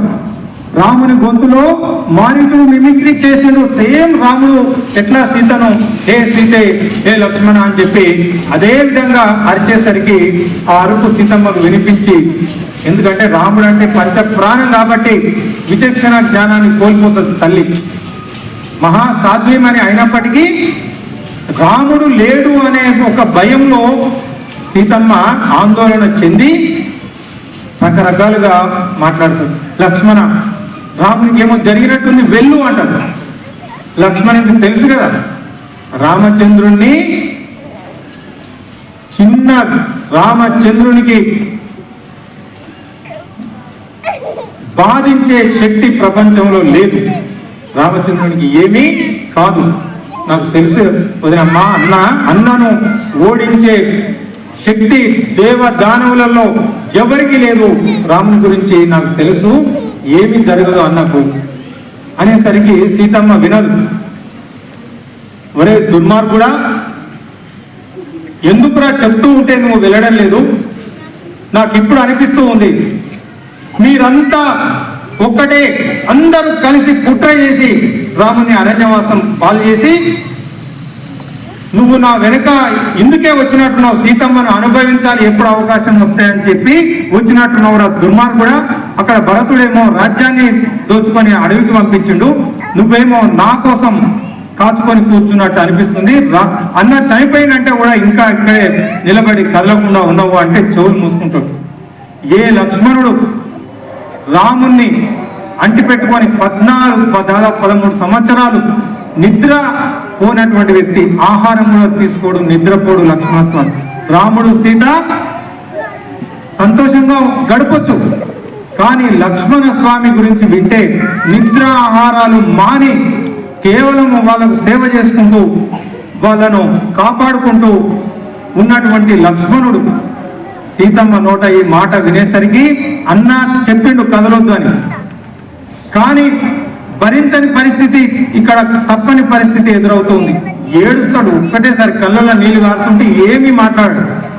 ఏడ్చుకుంటూ ఏడ్చుకుంటూ అప్పుడే ఒక లక్ష్మణరేఖ గీసి, తల్లి కనీసం లోపల ఉండు, ఈ గీత దాటి బయటికి రాకు, ఏం జరుగుతుందో నాకైతే భయంకరంగా ఉంది పరిస్థితి, నువ్వేమో వద్దు అంటే వెళ్ళమని అనరాని మాటలు అంటూ ఉన్నావు, మేలే మాటలు మాట్లాడుతూ ఉన్నావు అని ఏడ్చుకుంటూ ఏడ్చుకుంటూ సీతమ్మను చూసుకుంటూ ఏడ్చుకుంటూ వెళ్ళిపోతాడు. అప్పుడే ఇదే అదను, ఇదే అవకాశం కాచుకొని కూర్చున్నటువంటి రావణాసురుడు ఒక సాధు రూపాన్ని ధరించి పంచవటి ఆశ్రమంలోకి వెళ్ళడానికి ప్రయత్నిస్తాడు. అక్కడ లక్ష్మణుడు గీసినటువంటి రేఖ దాటడానికి వానికి వశం కాదు, బయటే ఉండి భవతి భిక్షాందేహి అని చెప్పి అడిగితే సీతమ్మ లోపల నుంచి వచ్చి గీత లోపల ఉండి భిక్షం వేయడానికి ప్రయత్నిస్తుంది. నీకు తెలియదా, కడప దాటి భిక్షం వేయాలన్న జ్ఞానం కూడా నీకు లేదా? ఇలాంటి అమర్యాద నేను భరించలేను, శపించి వెళ్ళిపోతాను. పాపం ఏమి తెలియని తల్లి కదా, సాధువుగా భావించి సాధువు తిరిగి వెళ్తే మంచిది కాదు, సంప్రదాయం కాదు కదా, అందుకనే బయటికి రావడం. వెంటనే వికటాట్టహాసం చేసి ఆ నిజమైన రావణాసురుని స్వరూపాన్ని పొంది అవన్నీ చూడగానే మూర్ఛపోతుంది. ఒక్కసారి హఠాత్ పరిణామానికి సీతమ్మ మూర్ఛపోతే సీతమ్మను బలవంతంగా వెంట్రుకలు పట్టి లాగి ఆ చేతులలో పట్టి బంధించి రథం పైన తీసుకెళ్తూ ఉంటే ఏడుస్తూ ఉంటది తప్పించుకోవడానికి. ఒక పసిపిల్లను మనం పాము పిల్ల ఎట్లయితే వంకర తిరుగుతుంటో అంత ఘోరంగా సీతమ్మను తీసుకొని వెళ్ళిండని వాల్మీకి రామాయణం చెప్తుంది. తులసి రామాయణంలో ఈ దుర్మార్గుడు అమ్మను ముట్టుకోవడం ఏంటి అని చెప్పి పరమ భక్తుడు తులసిదాస్ దాన్ని కొంచెం మార్చి సీతమ్మ మూర్చపోతే భూమిని పెకిలించి తీసుకుపోయాడు అని చెప్పి రకరకాల వేల రామాయణాలు ఉన్నాయి కాబట్టి, కానీ మూలం వాల్మీకం. దుర్మార్గంగానే సీతమ్మను వాడు హింసించి ఆ పుష్పక విమానంలో పట్టి ఒక చేతితోనే ఆమె తప్పించుకోవడానికి ప్రయత్నం చేస్తూ ఉంటది. వాడు బంధించి ఆ పుష్పక విమానంలో తీసుకొని వెళ్తూ ఉంటాడు. ఆమె అరుస్తూ ఉంటది. ఈ విధంగా తీసుకొని వెళ్తూ ఉంటే జటాయువు రామ లక్ష్మణ సీత పంచవటికి వచ్చినప్పుడే జటాయువు వచ్చి పరిచయం అయ్యి నేను మీతో కలిసి ఉంటా అని చెప్పి సీతమ్మ ఆశ్రమంలో ఉంటుంది. ఈ జటాయువు ఎదిరిస్తుంది. ఒక పక్షి అయినప్పటికీ చాలా ధైర్య సాహసాలతో రావణాసురుణ్ణి ఎదిరించి యుద్ధం చేస్తుంది. బాణాన్ని విరిగొట్టేస్తుంది, ఖడ్గాన్ని కింద పడేస్తుంది. కానీ దుర్మార్గం చేతిలో వాడు రెక్కలు ఖండించేసి దాన్ని జటాయువును కింద పడిపోతుంది. కొన ఊపిరిలో జటాయువు ఉంటుంది. ఆ విధంగా రావణాసురుడు సీతమ్మను అపహరించి అక్కడి నుంచి అశోకవనానికి, లంకానగరంలో అశోకవనానికి తీసుకెళ్ళి, అశోకవనం అంటే లంకలో అత్యంత సుందరమైనటువంటి వనం అశోకవనం. ఆ అశోకవనంలో సీతమ్మను ఉంచింది. ఇక లక్ష్మణుడు వెనుకకు వచ్చేసరికి రాముడు పరిగెత్తుకుంటూ వస్తూ ఉంటాడు. వాడు హే సీత, హే లక్ష్మణ అని అరిచేసరికి రామునికి అనుమానం వస్తుంది. ఏదో మోసం జరిగింది, ఘోరం జరిగిపోయిందని పరిగెత్తుకుంటూ వస్తూ ఉంటాడు. రాగానే లక్ష్మణుడు ఏడ్చుకుంటూ ఎదురవుతాడు. ఏం లక్ష్మణ, ఎంత పని చేస్తున్నావు ఆయన, ఎందుకు ఆశ్రమాన్ని వదిలిపెట్టి వచ్చినావు అన్నా, ఏం చెప్పాలని నాడు పరిగెత్తుకుంటూ ఇద్దరు వచ్చేసరికి సీతమ్మ కనిపించింది. ఒక్కసారి కుప్పగూలిపోతాడు రాముడు. ఎంత ఘోరం జరిగిపోయిందని చెప్పి ఎప్పుడూ చలించినటువంటి రాముడు లక్ష్మణుని నిందించాడు. ఎందుకు ఇంత పని చేసినావు నాన్న, రావాల్సింది కాదు అంటే అన్న ఏం చేయాలి ఇలాంటి పరిస్థితి. రామాయణం మొత్తంలో రాముడు బాధపడ్డట్టు, ఏడ్చినట్టు, అసలు సమతుల్యాన్ని కోల్పోయి ఒక పరిస్థితిలో లక్ష్మణుడికి భయం అయితే అసలు అన్న మళ్ళీ మామూలు మనిషి అవుతాడా అని చెప్పి పసి పిల్లవాడిలాగా ఏడుస్తాడు. నేలపైన పడి ఏడ్చి, ఆ సీత ఎక్కడున్నావు నువ్వు, ఎవరు నిన్ను అపహరించిండు అని చెప్పి కనిపించిన చెట్టును అడుగుతాడు. పక్కకు అడవిలో ఉండే ప్రతి చెట్టును మీరన్నా చూసిందా, ఎక్కడుంది నా సీత, ఎవరు తీసుకెళ్ళిండు, చెట్టును, గుట్టను, రాయిని, పుట్టను, గోదావరిని కూడా గోదావరిలో పడి బోరుమని ఏడుస్తాడు. గోదావరి నువ్వన్నా చూడలేదా, మేఘాలను అడుగుతాడు, పక్షులను అడుగుతాడు. ఈ పరిస్థితి చూసి లక్ష్మణుడు భయపడిపోతాడు. అసలు అన్న మతిస్థిమితం కోల్పోయినా ఏంటి ఇట్లా ఏడుస్తున్నాడు, రాయిని పట్టుకొని అడుగుతున్నాడు, చెట్టును పట్టుకొని అడుగుతున్నాడు, ఏడుస్తూ ఉన్నాడు. అలాంటి పరిస్థితి సీత సీత అని ఏడ్చుకుంటూ వీరు ముందుకు వెళ్తూ ఉంటే కబంధుడు అనే ఒక విచిత్రమైన రాక్షసుడు, అంటే వీళ్ళ చేతులు తలకాయ ఉండదు అని. ఇప్పుడు మనం పెద్దలు చెప్తూ ఉంటారు కబంధ హస్తాలు అని, అంటే ఆ చేతులలో అంత బలం ఉండదు. వీడు ఎలాంటి రాక్షసుడు అంటే కదలకుండా ఒకే దగ్గర కూర్చుంటాడు. ఆకలి అయితే చేతులు, వారి చేతులు చాలా పొడవుగా ఉంటాయి, చేతులు ఎంత దూరమైనా వెళ్తాయి. ఎక్కడ ఏ ప్రాణి ఉంటే ఆ చేతులతో ఆ ప్రాణిని పట్టి భోంచేస్తాడు. వాడి పేరు కబంధుడు. రామ లక్ష్మణులు సీతను వెతుక్కుంటూ ఏడ్చుకుంటూ అడవిలో వెళ్తూ ఉంటే ఈ కబంధుడు వీరికి తారసపడతాడు, వీరికి తినాలని ప్రయత్నం చేస్తాడు. ఈ కబంధుడిని రాముడు వారి 2 చేతులు నరికి వారిని సంహరిస్తాడు. ఈ కబంధుడు ఎవరు అంటే వానికి శాప విమోచనం కలుగుతుంది. పూర్వం వీడు ఒక యక్షుడు. ఆ కబంధ శాప విమోచనం జరిగిన తర్వాత వాడు రామునికి నమస్కరించి, రామచంద్ర, నీ వల్ల నాకు శాప విమోచనం కలిగింది, నేను నీకు సహాయం చేయాలనుకుంటూ ఉన్నా. మీరు సీత అన్వేషణలో మీరు వెళ్తూ ఉన్నారు కదా, మీకు నేను ఒక సహాయం చేస్తాను. మీరు ఇక్కడ నుంచి పంపానది తీరాన ఋష్యముఖ పర్వతం అనేది ఒకటి ఉంది. అది చాలా ప్రకృతి రమణీయంగా ఉన్నటువంటి ప్రాంతం. ఆ ఋష్యముఖ పర్వతం మీద సుగ్రీవుడు తన మంత్రులతో అక్కడ ఉంటూ ఉన్నాడు. ఇప్పుడు నీవు సుగ్రీవుడిని కలిస్తే నీకు సీతాన్వేషణలో తప్పకుండా సుగ్రీవుడు నీకు సహాయం చేయగలుగుతాడు. అందుకనే ఈ సలహా నీకు ఇస్తూ ఉన్నా నేను. మీరు ఇక్కడ నుంచి ఆ సుగ్రీవుని కలిసే ప్రయత్నం చేయండి, తప్పకుండా మీకు సుగ్రీవుడు సహాయపడతాడు. ఎందుకంటే సుగ్రీవునికి ఈ భూగోళం అంతా తెలుసు అన్నట్టు, ఎవ్వరికి తెలియదు, సుగ్రీవునికి మాత్రమే భూమి మీద ఎక్కడ ఏ ప్రాంతం ఎక్కడ ఏముందో అన్న విషయం తెలుసు. సీతాన్వేషణలో మీకు సహాయపడతాడు అని చెప్తే అక్కడ నుంచి వీళ్ళు సుగ్రీవుని కలవడానికి ఆ పంపా తీరానికి బయలుదేరుతూ వెళ్తూ ఉంటే ఆ ఋష్యముఖ పర్వతం పంపా నది తీరాన మహాతల్లి సాధ్వీమణి మతంగ మహర్షి శిష్యురాలు. ఈ మతంగ మహర్షి చాలా మహిమాన్వితమైన వ్యక్తి. వాళ్ళు తపశక్తి వల్ల స్వర్గానికి చేరుకుంటుంది. కానీ శబరి మాత్రం ఒక్కతే ఓడిపోతుంది. ఎందుకు అంటే రామచంద్రుని దర్శనం నాకు కావాలని చెప్పి ఆ కోరిక వల్ల అదే కోరికతో ఆమె ఆశ్రమంలో ఉండిపోతుంది. పాపం వృద్ధురాలు అయిపోయి రామచంద్రుని కోసం ఎదురు చూస్తూ ఉంటుంది.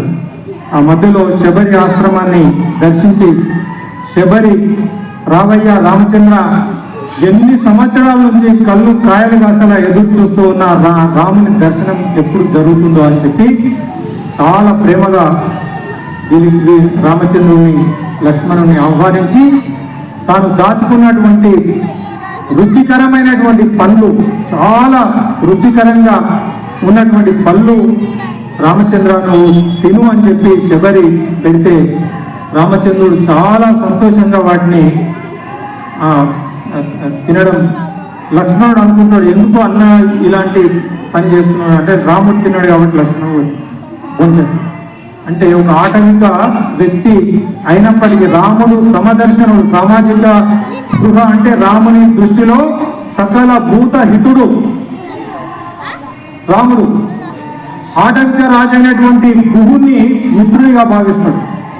ముందు ముందు మనం చూస్తాం, జటాయువుకు దహన సంస్కారం చేస్తాడు. అంటే ఒక పక్షే కదా, చనిపోయింది అని వదిలిపెట్టలేదు, అంత సంస్కారం రాముని. పశు పక్షాదులను కూడా అంత గౌరవించినటువంటి మహానుభావుడు. సుగ్రీవునితో మిత్రత్వం చేస్తాడు. ఇట్లా అనేక విధాలుగా రామచంద్రుని సమభావన, సమదృష్టి, సామాజిక స్పృహ మనకు కనిపిస్తుంది. ఆ విధంగా శబరి మాతను ఇచ్చినటువంటి ఆతిథ్యాన్ని స్వీకరించి కొందరు శబరి ఎంగిలి భోంచేసిందని కూడా కొన్ని రామాయణాలలో ఉంది. కానీ ఎక్కడా కూడా వాల్మీకి రామాయణంలో ఆమె అంత సంస్కారం లేనటువంటి వ్యక్తి కాదు, తపస్విని. ఆమె కొరికి ఎంగిల్ చేసి అది తీసి రామునికి పెట్టే సంస్కారం లేని వ్యక్తి కాదు, తపస్సు చేసినటువంటి వ్యక్తి. కాబట్టి వాల్మీకంలో ఏముంది అంటే చాలా రుచికరమైనటువంటి ఫలాలు, ఇవి చాలా బాగున్నాయి, నువ్వు తిను అని చెప్పి పెట్టడం వల్ల వీళ్ళు ఏమనుకుని కొందరు అంటే ఆమెకి ఎట్లా తెలుసు ఈ పండు రుచిగా ఉంది, ఆమె తిని పెట్టిందేమని చెప్పి కొందరు దాన్ని శబరి ఎంగిల్ని మనకు కొన్ని రామాయణాలలో చెప్పడం జరిగింది.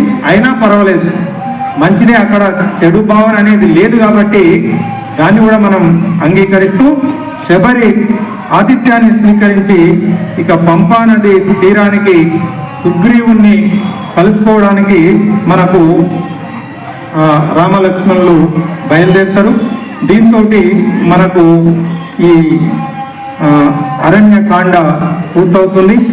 ఇక కిష్కింధ కాండ మనకు అద్భుతంగా ఇప్పుడు ఈరోజు విలన్ ఎంట్రీ అయితే రావణాసురుడు కిష్కింధ కాండలో నవవిధ వ్యాకరణ కోవిదుడు మన జై హనుమాన్ జ్ఞాన గుణ సాగర్. హనుమంతుడు అనగానే ఎక్సర్సైజ్ రూమ్లలో పెట్టుకుంటారు. హనుమంతుడు అంటే బజరంగ్ బలి కావచ్చు, కానీ అంతకంటే గొప్ప విషయం ఏంటి అంటే హనుమంతునికి ఉన్నటువంటి గొప్ప లక్షణము తులసిదాస్ గారు చెప్పినట్టు హనుమంతునికి బలము కంటే కూడా గొప్ప లక్షణం. నవవిధ వ్యాకరణ కోవిదుడు, మహాజ్ఞాని, ఇంద్రియాలను నిగ్రహించినటువంటి మనోజవం మారుత తుల్య వేగం, జితేంద్రియం బుద్ధిమతాం వరిసితం. ఆయన మారుత తుల్య వేగం, వాయు వేగంలో ప్రయాణించగలుగుతాడు. ఇంద్రియాలను నిగ్రహించినటువంటి మహా సాధువు, మహా వ్యక్తి, గొప్ప వ్యక్తి హనుమంతుడు. జ్ఞాన గుణ సాగరం, జ్ఞానానికి సాగరం సముద్రం. అసలు మాట అంటే ఎట్లా మాట్లాడాలో కమ్యూనికేషన్ స్కిల్స్ అనేటివి ఈరోజు చాలా మంది నేర్చుకోవాలనుకుంటారు కదా. కమ్యూనికేషన్ స్కిల్స్ మనం హనుమంతుని ద్వారా నేర్చుకోవాలి. ఎలా మాట్లాడాలి, ఎక్కడ ఎప్పుడు ఎదుటి వ్యక్తి మనస్తత్వాన్ని, మనోవిజ్ఞాన శాస్త్రాన్ని హనుమంతుడు చదివినంత గొప్పగా ఎవరు తెలుసుకోలేరు. అందుకే ఎవరి వద్ద ఎప్పుడు ఎక్కడ ఎట్లా మాట్లాడాలో హనుమంతుని తెలిసినంత విధంగా ఎవరికి తెలియదు. హనుమంతుని గుణగణాల గురించి హనుమంతుని మనం రేపు మనకు కిష్కింధ కాండ ప్రారంభంలో ఇక సుందరకాండలో అద్భుతమైనటువంటి స్వామి హనుమ యొక్క దివ్యమైనటువంటి ఆ విశ్వరూపాన్ని, ఆ హనుమ యొక్క దర్శనంతో పాటు హనుమ దివ్యమైన ఆయన చేసినటువంటి కార్యక్రమాలను ఎక్కడ ఎప్పుడు ఎట్లా ప్రవర్తించిండు, ఎట్లా మాట్లాడిండు, ఈ సైకలాజికల్గా ప్రతి ఒక్క వ్యక్తి హనుమంతుని ఆదర్శంగా వ్యక్తిత్వ వికాసం అన్న ఒక పుస్తకం కూడా ఉంది రామకృష్ణ మఠంలో. హనుమంతుడు ఒక్కడు చాలు మన పర్సనాలిటీ డెవలప్మెంట్ కావాలంటే. ఇక కిష్కింధ కాండలో హనుమ దర్శనం మనకు జరుగుతుంది.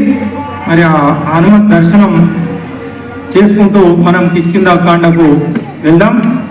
అలాంటి గొప్ప వ్యక్తి హనుమ, ఆయన చిరంజీవి హనుమంతుడు. హనుమంతుడు ఎన్ని ఘనకార్యాలు సాధించిన వినయ విధేయతలకు మారుపేరు హనుమంతుడు. నేను చేసిన అని చెప్పి గొప్ప ఎక్కడ చెప్పుకోలేదు. అంతకంటే ముఖ్యమైన విషయం హనుమంతుడు సంకట మోచనం. ఎవరికి ఏ ఆపద వచ్చినా మన రామాయణం నిదర్శనం కాబట్టి హనుమంతుని తలుసుకుంటే తప్పకుండా మన సంకటం తొలగిపోతుంది. ఇక్కడ నుంచి మనకు కనిపిస్తుంది. సుగ్రీవుని సంకటం అక్కడి నుంచి మొదలవుతుంది. సుగ్రీవుడు ఆత్మహత్య చేసుకోవాలనుకుంటాడు. ఇక బతకనేను, మా అన్న చంపాలని ప్రయత్నం చేస్తూ ఉన్నాడు. అగో చూడు, రామ లక్ష్మణులు మహావీరులు కనిపిస్తూ ఉన్నారు. దివ్యమైనటువంటి శరీరాలతో దివ్యమైనటువంటి బాణాలను ధరించి నా వైపు వస్తూ ఉన్నారు అని భయపడిపోతాడు.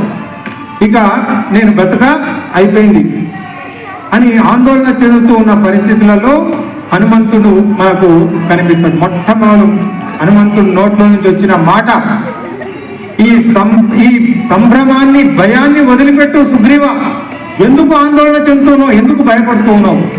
అభయ. హనుమంతుడు మనకు రామాయణంలో మొట్టమొదటి మాట్లాడినటువంటి మాట, ఈ సంభ్రమాన్ని త్యజించు. ఎందుకు భ్రమ పడుతూ ఉన్నావు, ఎందుకు భయపడుతూ ఉన్నావు? అందుకే అభయము అంటే మన దేవతలందరూ ఏం చేస్తారు మనకంటే అభయాన్ని ఇట్లా ఉంటుంది. దేవతలు ఏ దేవత విగ్రహం చూసినా ఇది అభయం ఇవ్వడం. అభయము అంటే భయాన్ని పోగొట్టడం. సో మొట్టమొదటి భయాన్ని పోగొట్టడం, ధైర్యాన్ని అందించడం. ధైర్య సహస్రే లక్ష్మి, ధైర్యమే జీవితం. స్వామి వివేకానంద చెప్తాడు, భయమే మృత్యువు, ధైర్యమే జీవితం.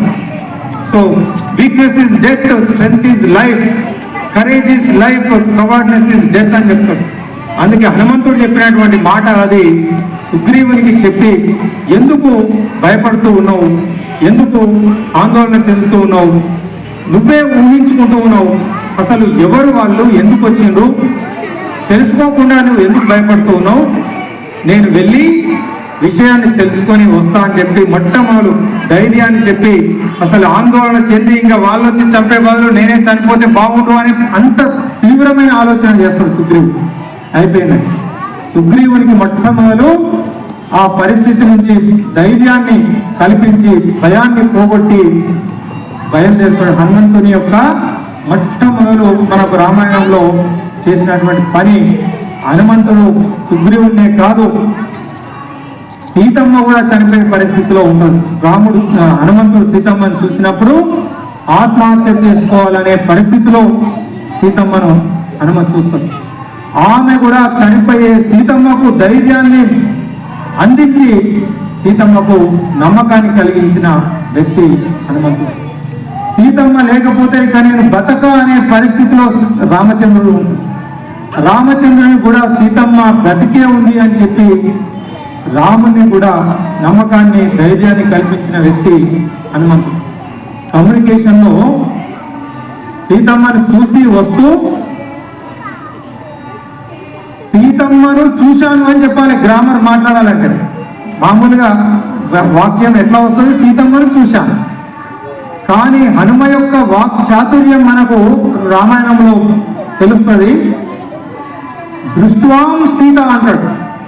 అంటే సీతమ్మ అనగానే రాముడు ఏమి ఊహించుకుంటాడో, సంవత్సరం కాలం అయిపోయింది సీతమ్మను చూడక, అసలు బతికే ఉందా, ఎన్ని రోజులు సీతమ్మ బతికుందా, చనిపోయిందా, ఏమైంది అని ఆందోళనలో ఉన్నటువంటి రామునికి సీతమ్మ అనగానే సీతమ్మ లేదు అని అంటాడో ఏమో, సీతమ్మ చనిపోయిందని అంటాడో ఏమో, సీతమ్మ ఇక జీవించి లేదు అని ఊహించుకుంటే రాముడు కూడా ఏమైపోవచ్చు. అందుకనే ఒక వ్యక్తితో మాట్లాడాలంటే ఆ వ్యక్తికి మనం ఏం చెప్తూ ఉన్నామో, ఆ వ్యక్తి మనసు ఏ పరిస్థితిలో ఉంది, ఏం చెప్తే ఆ వ్యక్తికి ముందు స్వాంతన చేకూరుతుంది అని అంత ఆలోచన తెలిసినటువంటి వ్యక్తి కాబట్టి నవవిధ వ్యాకరణ కోవిదుడు. గ్రామంను పక్కన పెట్టి ముందు రామునికి ఏ మాట వింటే రాముడు సంతోషిస్తాడు, రాముని బాధ, దుఃఖము, ఆవేదన తొలగిపోతుంది అంటే చూసినా అనాలి, ఫస్ట్ పాజిటివ్ గా రావాలి. అందుకే ఆ మధ్య కోవిడ్ పాజిటివ్ అంటే ఒకరు చనిపోయినాడు, కోవిడ్ నెగిటివ్ అంటే చనిపోయినాడు. కోవిడ్ నెగిటివ్ అంటే ఆయనకు ఇంగ్లీష్ రాదు, నెగిటివ్ అంటే కొంత అర్థం తెలుస్తుంది, నెగిటివ్ అంటే ఇంకా అంతా అయిపోయింది, కోవిడ్ నెగిటివ్ అంటున్నావు అని ఆ భయానికి చనిపోయింది మా సార్ చెప్తుంది. అంటే కొందరికి అసలు భయంతో కూడా చనిపోయే ప్రమాదం ఉంటుంది. కాబట్టి చూశాను సీతమ్మను అని చెప్పినటువంటి మహానుభావుడు అంటే ఆయన రేపు సీతమ్మతో మాట్లాడే విధానం మనం చూస్తాం. ఎంత సైకలాజికల్ గా సీతమ్మ మనస్తత్వాన్ని తెలుసుకొని, సీతమ్మ పరిస్థితి విచిత్రంగా ఉంటుంది. సంవత్సరం నుంచి రోజు చిత్రహింసలకు గురి చేస్తాడు వాడు. ఏది నమ్మాలో, ఏది నిజము, ఏది మాయ, అలాంటి భయంకరమైన పరిస్థితుల్లో సీతమ్మ మానసిక స్థితి ఉన్నప్పుడు సీతమ్మతో పరిచయం చేసుకోవడం కూడా మామూలు విషయం కాదు. అది కేవలం హనుమకు మాత్రమే సాధ్యం. ఏ విధంగా సీతమ్మకు నమ్మకం కలిగించిండు, ఎలా సీతమ్మతో పరిచయం చేసుకున్నాడు, ఎలా రావణాసురుణ్ణి చూసిండు. నన్ను ఓడించేవాడు ముళ్ళు లోకాలలో లేడు అని ఏ గర్వంతో విరవీగుతూ ఉన్నాడు రావణాసురుడు. రావణాసురునికి మొట్టమొదలు ప్రాణ భయాన్ని చూపించి రావణాసురుణ్ణి అసలు మానసికంగా చంపేసినటువంటి మహానుభావుడు. అంటే దూత అంటే కేవలం చూసి రావడమే కాదు, హనుమంతుడు చేసినటువంటి కార్యము మామూలు కార్యం కాదు. లంకను సర్వనాశనం చేసిండు. 70% లంకలో సైన్యాన్ని చంపేసి రావణాసురునికి మొట్టమొదలు మృత్యువు భయాన్ని కల్పించాడు. అంటే మానసికంగా వాడిని చంపేసి, అంటే సగం యుద్ధాన్ని పూర్తి చేసినటువంటి మహానుభావుడు. అంత జ్ఞాని అన్నట్టు రావణాసురుని రహస్యాన్ని మొత్తం తెలుసుకుంటాడు. అంటే కోటి పిచ్చి పనులు చేసి లంకలో దుక్కి వనాన్ని నాశనం చేసి ఇది కాదు, చాలా తెలివితేటలతోటి ఒక దూత చేయలేనటువంటి అద్భుతమైనటువంటి రావణాసుని రహస్యాలు, వాని బలము, వాని సైన్యము, లంకా నగరం యొక్క రక్షణ వ్యవస్థ అన్ని ఇంకా ఏమీ మిగలదు. యుద్ధానికి విజయానికి సర్వం సిద్ధం చేసి వచ్చినటువంటి మహానుభావుడు హనుమంతుడు. యుద్ధంలో కూడా సంజీవిని ద్వారా 2 సార్లు లక్ష్మణ కుమారుణ్ణి ప్రాణాలు కాపాడినటువంటి 2 సార్లు ఒకసారిగా మనం చూస్తాం. అలాంటి అద్భుతమైనటువంటి వ్యక్తి హనుమంతుడు, బజరంగ్ బలి. అందుకే రేపు పూర్తిగా హనుమంతుని గురించి మనం ఇక నుంచి అంతా హనుమంతుని వైభవమే, ఇక నుంచి రామాయణం అంతా హనుమంతుని యొక్క మయమే. కిష్కింధాకాండ మొదలవుతే సీతమ్మను వెతకడము, ఇక సుందరాకాండ, అసలు పేరే సుందరాకాండ. అసలు ఎందుకు సుందరాకాండ? వాల్మీకి ఆ పేర్లు పెట్టడంలో కూడా ఔచిత్యం ఉంది. మొట్టమొదటి బాలకాండ. ఈ బాలకాండలో ఎవరయ్యా బాలులు, చిన్నపిల్లలు ఎవరు అంటే ఎవ్వరూ కనిపించరు. మరి వాల్మీకి అంత ఔచిత్యం లేకుండా పేరు పెడతాడా అంటే, బాలలు ఎవరు అంటే బాల్యమురా అమూల్యమురా, చీకు చింత మోసము ద్వేషము లేనటువంటి అపురూపమైన మనస్తత్వం ఎవరికి ఉంటుందో, ఈర్ష అసూయ రాగ ద్వేషాలు లేనటువంటి మనస్సు ఎవరికి ఉంటుందో వాళ్ళే బాలలు. అందుకే పిల్లలందరికీ ముద్ద వస్తారు. పిల్లలు దేవుడు చల్లని వారే. పెద్దవైన తర్వాత చిన్నప్పుడు ఎత్తుకుంటాం మనం, అదే పిల్లవాడిని పెద్దవైన తర్వాత ఎవడు ఎత్తుకోడు. ఎందుకంటే పిల్లల మనస్తత్వం ఎవరికి ఉంటుందో వాళ్ళు పెద్దవైన తర్వాత కూడా అదే మనస్తత్వాన్ని కొనసాగిస్తే అందరికీ ఇష్టమైపోతుంది.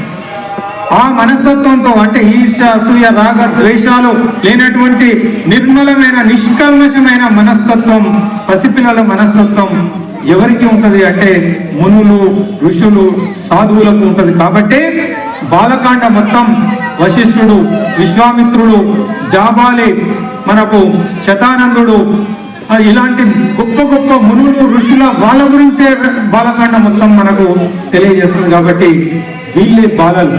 ఆ బాలల్లాగా ఉంటే ఎంత బాగుంటుంది.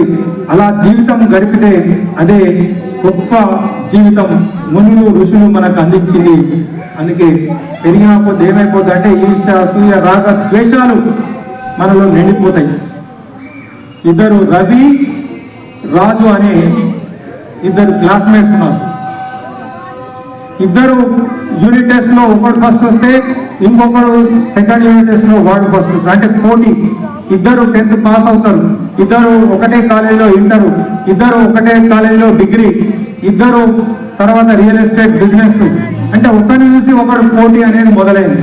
ఇద్దరు డబ్బు సంపాదిస్తారు, ఇద్దరు పెళ్లి చేసుకుంటారు, ఇద్దరు ఇల్లు కట్టుకుంటారు. ఇట్లా పోటీ జరుగుతుంది ఇద్దరికి. వాని మించి వీడు ఉండాలంటే ఒకసారి రవి హిమాలయాలకు వెళ్తూ ఉన్నాడని తెలుస్తుంది. రాజు కూడా వాడు హిమాలయాలకు వెళ్తున్నాడంటే రవి భార్య చెప్తారు, అయ్యా మీ ఫ్రెండ్ హిమాలయాలకు పోతున్నాడు. అమ్మ అక్కడ కూడా ఏం చేస్తాడు వీడని వీడు వెంటనే ఫ్లైట్ ఎక్కి వీడు మన వెనకాల హిమాలయాలకు పోతుంది. ఆ రవి నడుచుకుంటూ హిమాలయాల్లో గుహలోకి వెళ్ళి కూర్చుంటాడు తపస్సు. అమ్మాయి వీడు తప్ప చేస్తుందని చెప్పి ఈ రాజు కూడా ఏం చేస్తాడు, వానికి ఎదురుగా ఉండే ఇంకో గుహలో ఉంటుంటాడు. ఇద్దరు ఘోరమైన తపస్సు ప్రారంభిస్తారు. ఒకరిని నుంచి ఒకరు తపస్సు చేస్తూ ఉంటే ఆ భగవంతుడు ప్రత్యక్షమవుతాడు. రవి దగ్గరకు వస్తాడు. అయ్యా, మీ ఘోరమైన తపస్సును చూసి నేను ప్రసన్నం అయ్యి మీకు వరాన్ని ఇవ్వాలనుకుంటున్నా, ఏం కావాలనో కోరుకో అంటాడు. సార్ ఎక్స్క్యూజ్ మీ, ముందు నాకేం కావాలనో నేను తర్వాత చెప్తా. ఆ ఎదురుగా మా ఫ్రెండ్ కూర్చున్నాడు, వాని దగ్గరికి వెళ్ళండి. ఎందుకు అంటే వానికి ఏం కావాలనో ఫస్ట్ అడుగును, వాడు ఏం కోరుకుంటాడో దానికి 2 రెట్లు రెట్టింపు నాకు ఇవ్వు. వాడు 100 కోట్లు పోతాడు అనుకో, నాకు ఆటోమేటిక్గా 200 వస్తాయి. ఈసారి తేలిపోవాలిగా వాడు నేను, వానికంటే పై చేయడానికి కావాలి ఎట్టి పరిస్థితుల్లో. అందుకనే ఒక మంచి ఉపాయం ఆలోచించిన నేను, వాడు ఏం కోరుకుంటే అది నాకు 2 రెట్లు డబ్బులు నాకు ఇవ్వాలి. ఇప్పుడు ఎట్లయినా నేను వాడు ఏది అడిగినా నాకు, వాడు 2 కార్లు అడిగితే నాకు 4 కార్లు వస్తాయి, వాడు 10 బిల్డింగ్లు అడిగితే నాకు 20 బిల్డింగ్లు, 1000 కోట్లు అడిగితే 2000 కోట్లు అని చెప్పి పంపిస్తాడు. ముందు వానికి అడిగి వాడు కోరుకున్నది ఇచ్చేది మంచిది అని చెప్పి భగవంతుడు రాజు దగ్గరికి, అయ్యా ఏమి నీ కోరిక? అవునా సార్, ఇప్పుడే చూసినా నేను, మా ఫ్రెండ్ దగ్గరికి వెళ్ళి వస్తున్నావు కదా అంటే, అవును. ఏం అడిగింది సార్ వాడు? అని నీకేం కావాలో చెప్పరా నాయన అంటే, కాదు సార్, ఫస్ట్ తెలుసుకోవాలి, ఇది లాస్ట్ టైం ఫైనల్గా. ఈ పోటీ నేను చిన్నప్పటి నుంచి చూస్తున్న, వాడు నాకు చదువుతున్నప్పటి నుంచి వాడే నాకు పోటీ. ఈసారి అయిపోయింది, ఇంకా ఇప్పుడు తేలిపోవాలి మా ఇద్దరి మధ్య. ఏంటంటే చెప్పు సార్ నాకు వాడు ఏమడిగిందో నీకు ఏది ఇస్తే అది వానికి డబల్ ఇవ్వాలంట. అమ్మా, ఇంత పెద్ద కుట్ర పనిండా వాడు. నాకు ఏది ఇస్తే అది డబల్. నాకు 1 కారు అడిగితే వానికి 2 కార్లు, నాకు 1 కోటి అంటే ఆయనకి 2 కోట్లు. ఇదే కదా? అవును, ఇదే అడిగి. అవునా సార్, నాకు 1 కన్ను పీకై సార్ అని చెప్పాడు. 1 కన్ను తీసేయి. అయ్యా, ఇంత ఘోరమైన తపస్సు చేసి ఏంటి నేను కోరుకున్నా అంటే, ఏం లేదు సార్. ఇప్పుడు వాడు తేలిపోవాలి, నాకు 1 కన్ను ఉంటే పర్వాలేదు, 1 కన్నుతో నేను బతుకుతాను. వాడు మాత్రము వానికి 2 కన్ను వీకేస్తావు కదా, నాకు 1 వీకేస్తావు అని 1 కన్ను వీకేయమంట. నీకు 1 కన్ను పోతే వానికి 2 కన్నులు పోతాయి. ఇద్దరు, వాడు గుడ్డోడై వీడు సగం గుడ్డోడై ఇంటికి వస్తాడు. అంటే మూర్ఖులు, దుర్మార్గులు తపస్సు చేసిన చివరికి ఏమైపోతుంది అంటే పతనం అయిపోతుంది. ఈ రాక్షసులు వీళ్ళంతా గొప్ప గొప్ప తపస్సు చేసి చివరికి వాళ్ళ తపస్సు దేనికి దారి తీస్తుంది అంటే వాళ్ళ పతనానికి దారి తీస్తుంది. కాబట్టి ఈర్ష, అసూయ, రాగ ద్వేషాలు మంచివి కాదు. మీరు ఏ రాక్షసుల చరిత్రగా చూసుకోండి. వాడు భస్మాసురుడు ఘోరమైన తపస్సు చేసి ఏం వరం కోరుతాడు అంటే, నేను ఎవరినెత్తులో చేయబెట్టే వాడు భస్మం అయిపోవాలంట. ఇదేం దిక్కుమాలం కోరికరా అంటే, అవును నాకు అదే కావాలి, మంచిదని ఇస్తాడు. ఇక తప్పదే భగవంతుడు. అయితే ఇది పనిచేస్తుందో లేదా చూస్తా, ఆగు భగవంతుడా నీ నెత్తి మీద చేయబెట్టాను. అట్లా శివుని మీద చేయబెడతా అనేసరికి ఆయన పరిగెడతాడు వెనకాల.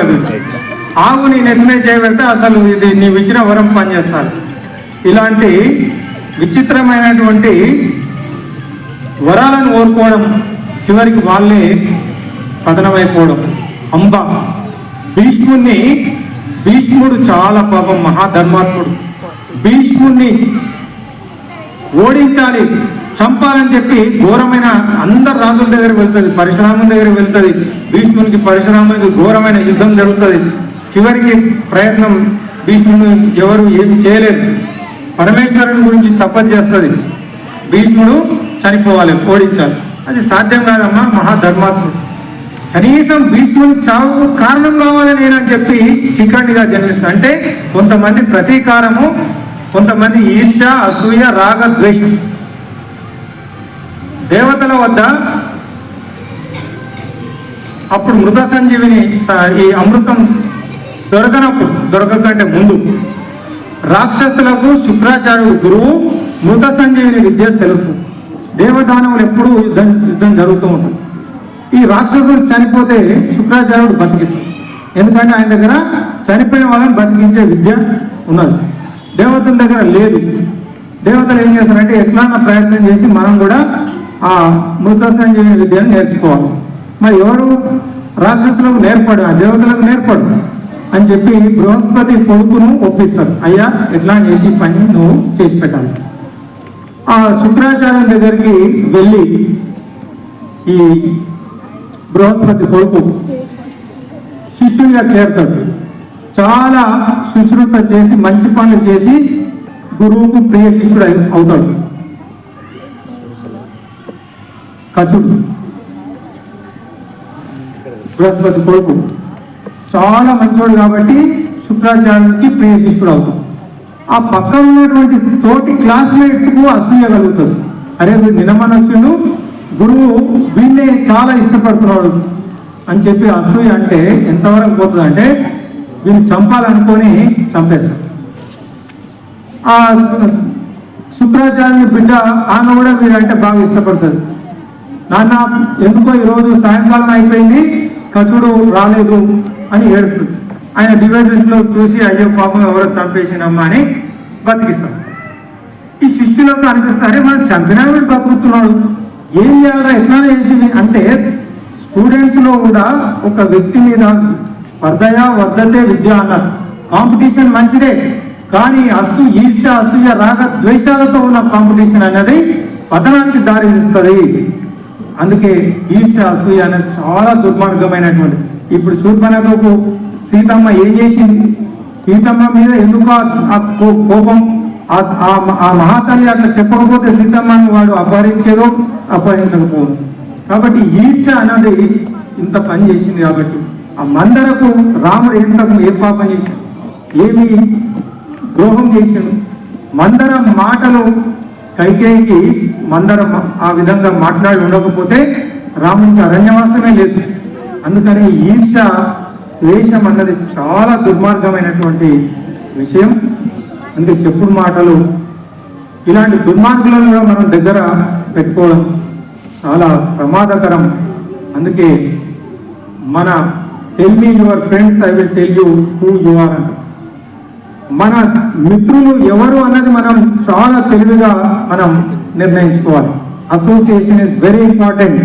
అందుకే మనం ఎవరితో కలిసి ఉంటున్నాం, ఎవరితో మిత్రత్వం చేస్తూ ఉన్నాం, ఎవరు మనకు దగ్గరగా ఉన్నారో ఇది మన జీవితాన్ని ముందుకు తీసుకుపోవడానికి, జీవితం నాశనం కావడానికి అదే కారణం, జీవితం ఉద్ధరించుకోవడానికి అదే కారణం. కాబట్టి choose your friends, choose your relatives, choose your things. Even భగవద్గీతలో కూడా పతనానికి కారణం అదే చెప్తాడు. ధ్యాయతే విషయాన్ పుంస సంగస్తేషు విజాయతే. సంఘాలు కావాలని కోరుకుంటున్నావో, అటాచ్ అయినవో, అటాచ్మెంట్ లీడ్స్ టు డిజైర్, కామానికి దారి తీస్తుంది. కామం అన్నది క్రోధానికి దారి తీస్తుంది. క్రోధం అన్నది సమ్మోహాన్ని కలిగిస్తుంది. సమ్మోహము స్మృతి విభ్రమ, స్మృతి భ్రంశం జరుగుతుంది. స్మృతి భ్రంశం అయితే బుద్ధి నశిస్తుంది. బుద్ధి నశిస్తే మనిషి పతనమైపోతాడని చెప్పి సిస్టమేటిక్ గా భగవద్గీతలో భగవంతుడు చెప్పినట్టు దీనికి అంతా మూల కారణం ఏంటంటే యువర్ అటాచ్మెంట్. దేనికి అటాచ్ అయిపోయినావు నువ్వు? డబ్బు డబ్బు డబ్బు అని అటాచ్ అయితే దాంతోనే పతనం అవుతాం. అందుకనే దేనికి అటాచ్ కావాలి? మనం ఓ పనికి మనం తాగుపోతున్నాం, పాన్ పరా గుక్కలానుకో మనం స్నేహం చేస్తే మన జీవితం పతనమైపోతుంది.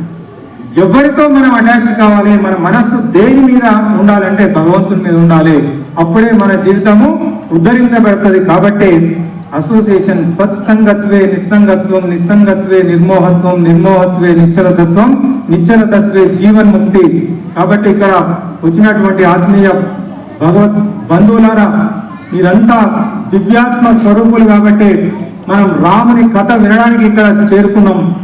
ఈ అటాచ్మెంట్ అన్నది మన జీవితాలను ఉద్ధరిస్తుంది. కాబట్టి మనం భగవంతునితో మనం కలవాలి. మన మనస్సు భగవంతునితో లగ్నం కావాలి, భగవంతునికి సమర్పణ కావాలి. కాబట్టి ప్రపంచాన్ని నమ్ముకుంటే మనం ఉద్ధరించబడం, పరమాత్మను నమ్ముకుంటే మన జీవితాలు ఉద్ధరించబడతాయి. కాబట్టి ఈ శ్రీరామ వసంత నవ రాత్రులలో మనం పొందినటువంటి దివ్య అనుభూతి, ఈ పరమాత్మ యొక్క భక్తిని జీవితాంతం కొనసాగించి మన జీవితాలను చరితార్థం చేసుకుందామని చెప్పి తెలియజేసుకుంటూ ఈరోజు ఈ కథ ఇంత సమాప్తం చేసి రేపు మనం అద్భుతమైనటువంటి కథ ప్రవేశంలో కిష్కింధాకాండ హనుమంత్ దర్శనంతో మొదలవుతుంది. తప్పకుండా అందరూ రండి. అదేవిధంగా భగవత్ ప్రసాదంగా రెండు అద్భుతమైన పుస్తకాలు ఉచితంగా మనం అది చాలా మందికి ఇవ్వచ్చు. పుస్తకాలు ఇస్తే ఎవరైనా తీసుకుంటారు, 200 రూపాయల విలువైన పుస్తకాలు. కానీ వాటిని అర్హత ఉన్న వాళ్ళకి ఇస్తే దాని సద్వినియోగం జరుగుతుందని చెప్పి దాదాపు 3-4 నెలల నుంచి మేము అనుకుంటూ ఉన్నాం ఎవరికి ఇవ్వాలి, ఇచ్చి తీసుకుపోయి ఇంట్లో పెట్టుకుంటే లాభం లేదు. కనీసం భగవంతుని మీద ప్రేమ భక్తి ఉన్న వాళ్ళకి ఇస్తే వాళ్ళ చేతులలో అవి పెడితే ప్రసాదంగా పనిచేస్తుంది. అందుకనే మీరంతా భగవద్భక్తులు, మీకే అది ప్రసాదంగా మన శ్రీరామచంద్రుని ప్రసాదంగా అవి అందించాలని చెప్పి సంకల్పం చేయడం మా అన్నగారు హనుమంతరెడ్డి సారు రావడం జరిగింది. మాకు ఇప్పుడు హనుమంతుని గురించి మనం విన్నాం కదా. మన కళ్ళ ముందు నాకు కనిపించే మా హనుమంతుడు అంటే మా అన్న. రేపు కూడా అన్న రావాలని కోరుకుంటాను. ఈరోజు ఆయన ముందు మాట్లాడడం ఒక సాహసం. మా అన్నగారు రావడం నాకు అదొక గొప్ప హనుమంతుని. నాకు హనుమంతుడే మా హనుమంతుడు సార్ అంటే సార్థక నామదేవుడు. మనం కోరుకున్నాం కదా హనుమంతుడు తప్పకుండా రామకథ జరిగితే వచ్చి వింటాడని. నేను అనుకుంటా ఈరోజు సాక్షాత్తు ఆ హనుమంతుడే వచ్చి వింటూ ఉన్నాడు, మమ్మల్ని ఆశీర్వదిస్తాడు.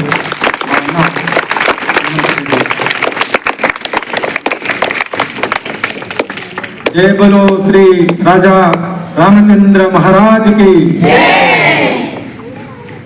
మంగళారతి. అమ్మ రండి ఆర్తి.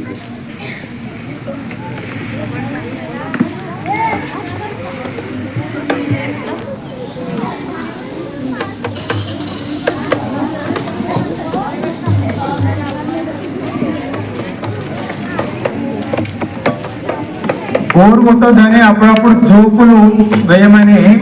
రామాయణం సీరియస్ గా నడుస్తూ ఉంటుంది, అక్కడక్కడ అవసరమైన జోకులు రావచ్చు, కానీ కొంచెం నవ్వుపిస్తే బాగుంటుందేమని అక్కడక్కడ పని కట్టుకొని కొన్ని చెప్పాలని చెప్తూ ఉన్నా. దాన్ని కూడా నవ్వడం ఒక యోగం, నవ్వించడం యోగం, నవ్వకపోవడం రోగం. కాబట్టి నవ్వడానికని కొన్ని మనం చెప్తూ ఉన్నాము, మీరు దాన్ని నవ్వడానికి తీసుకోండి. ఇప్పుడు మంగళహారతితో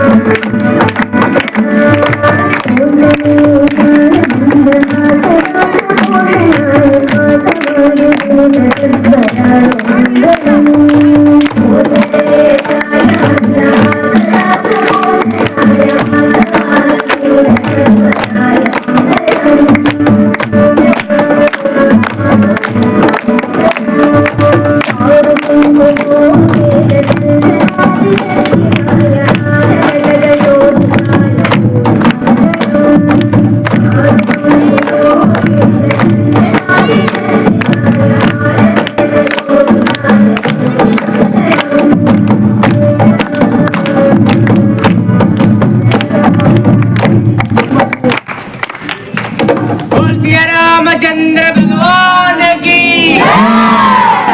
జై శ్రీరామ్.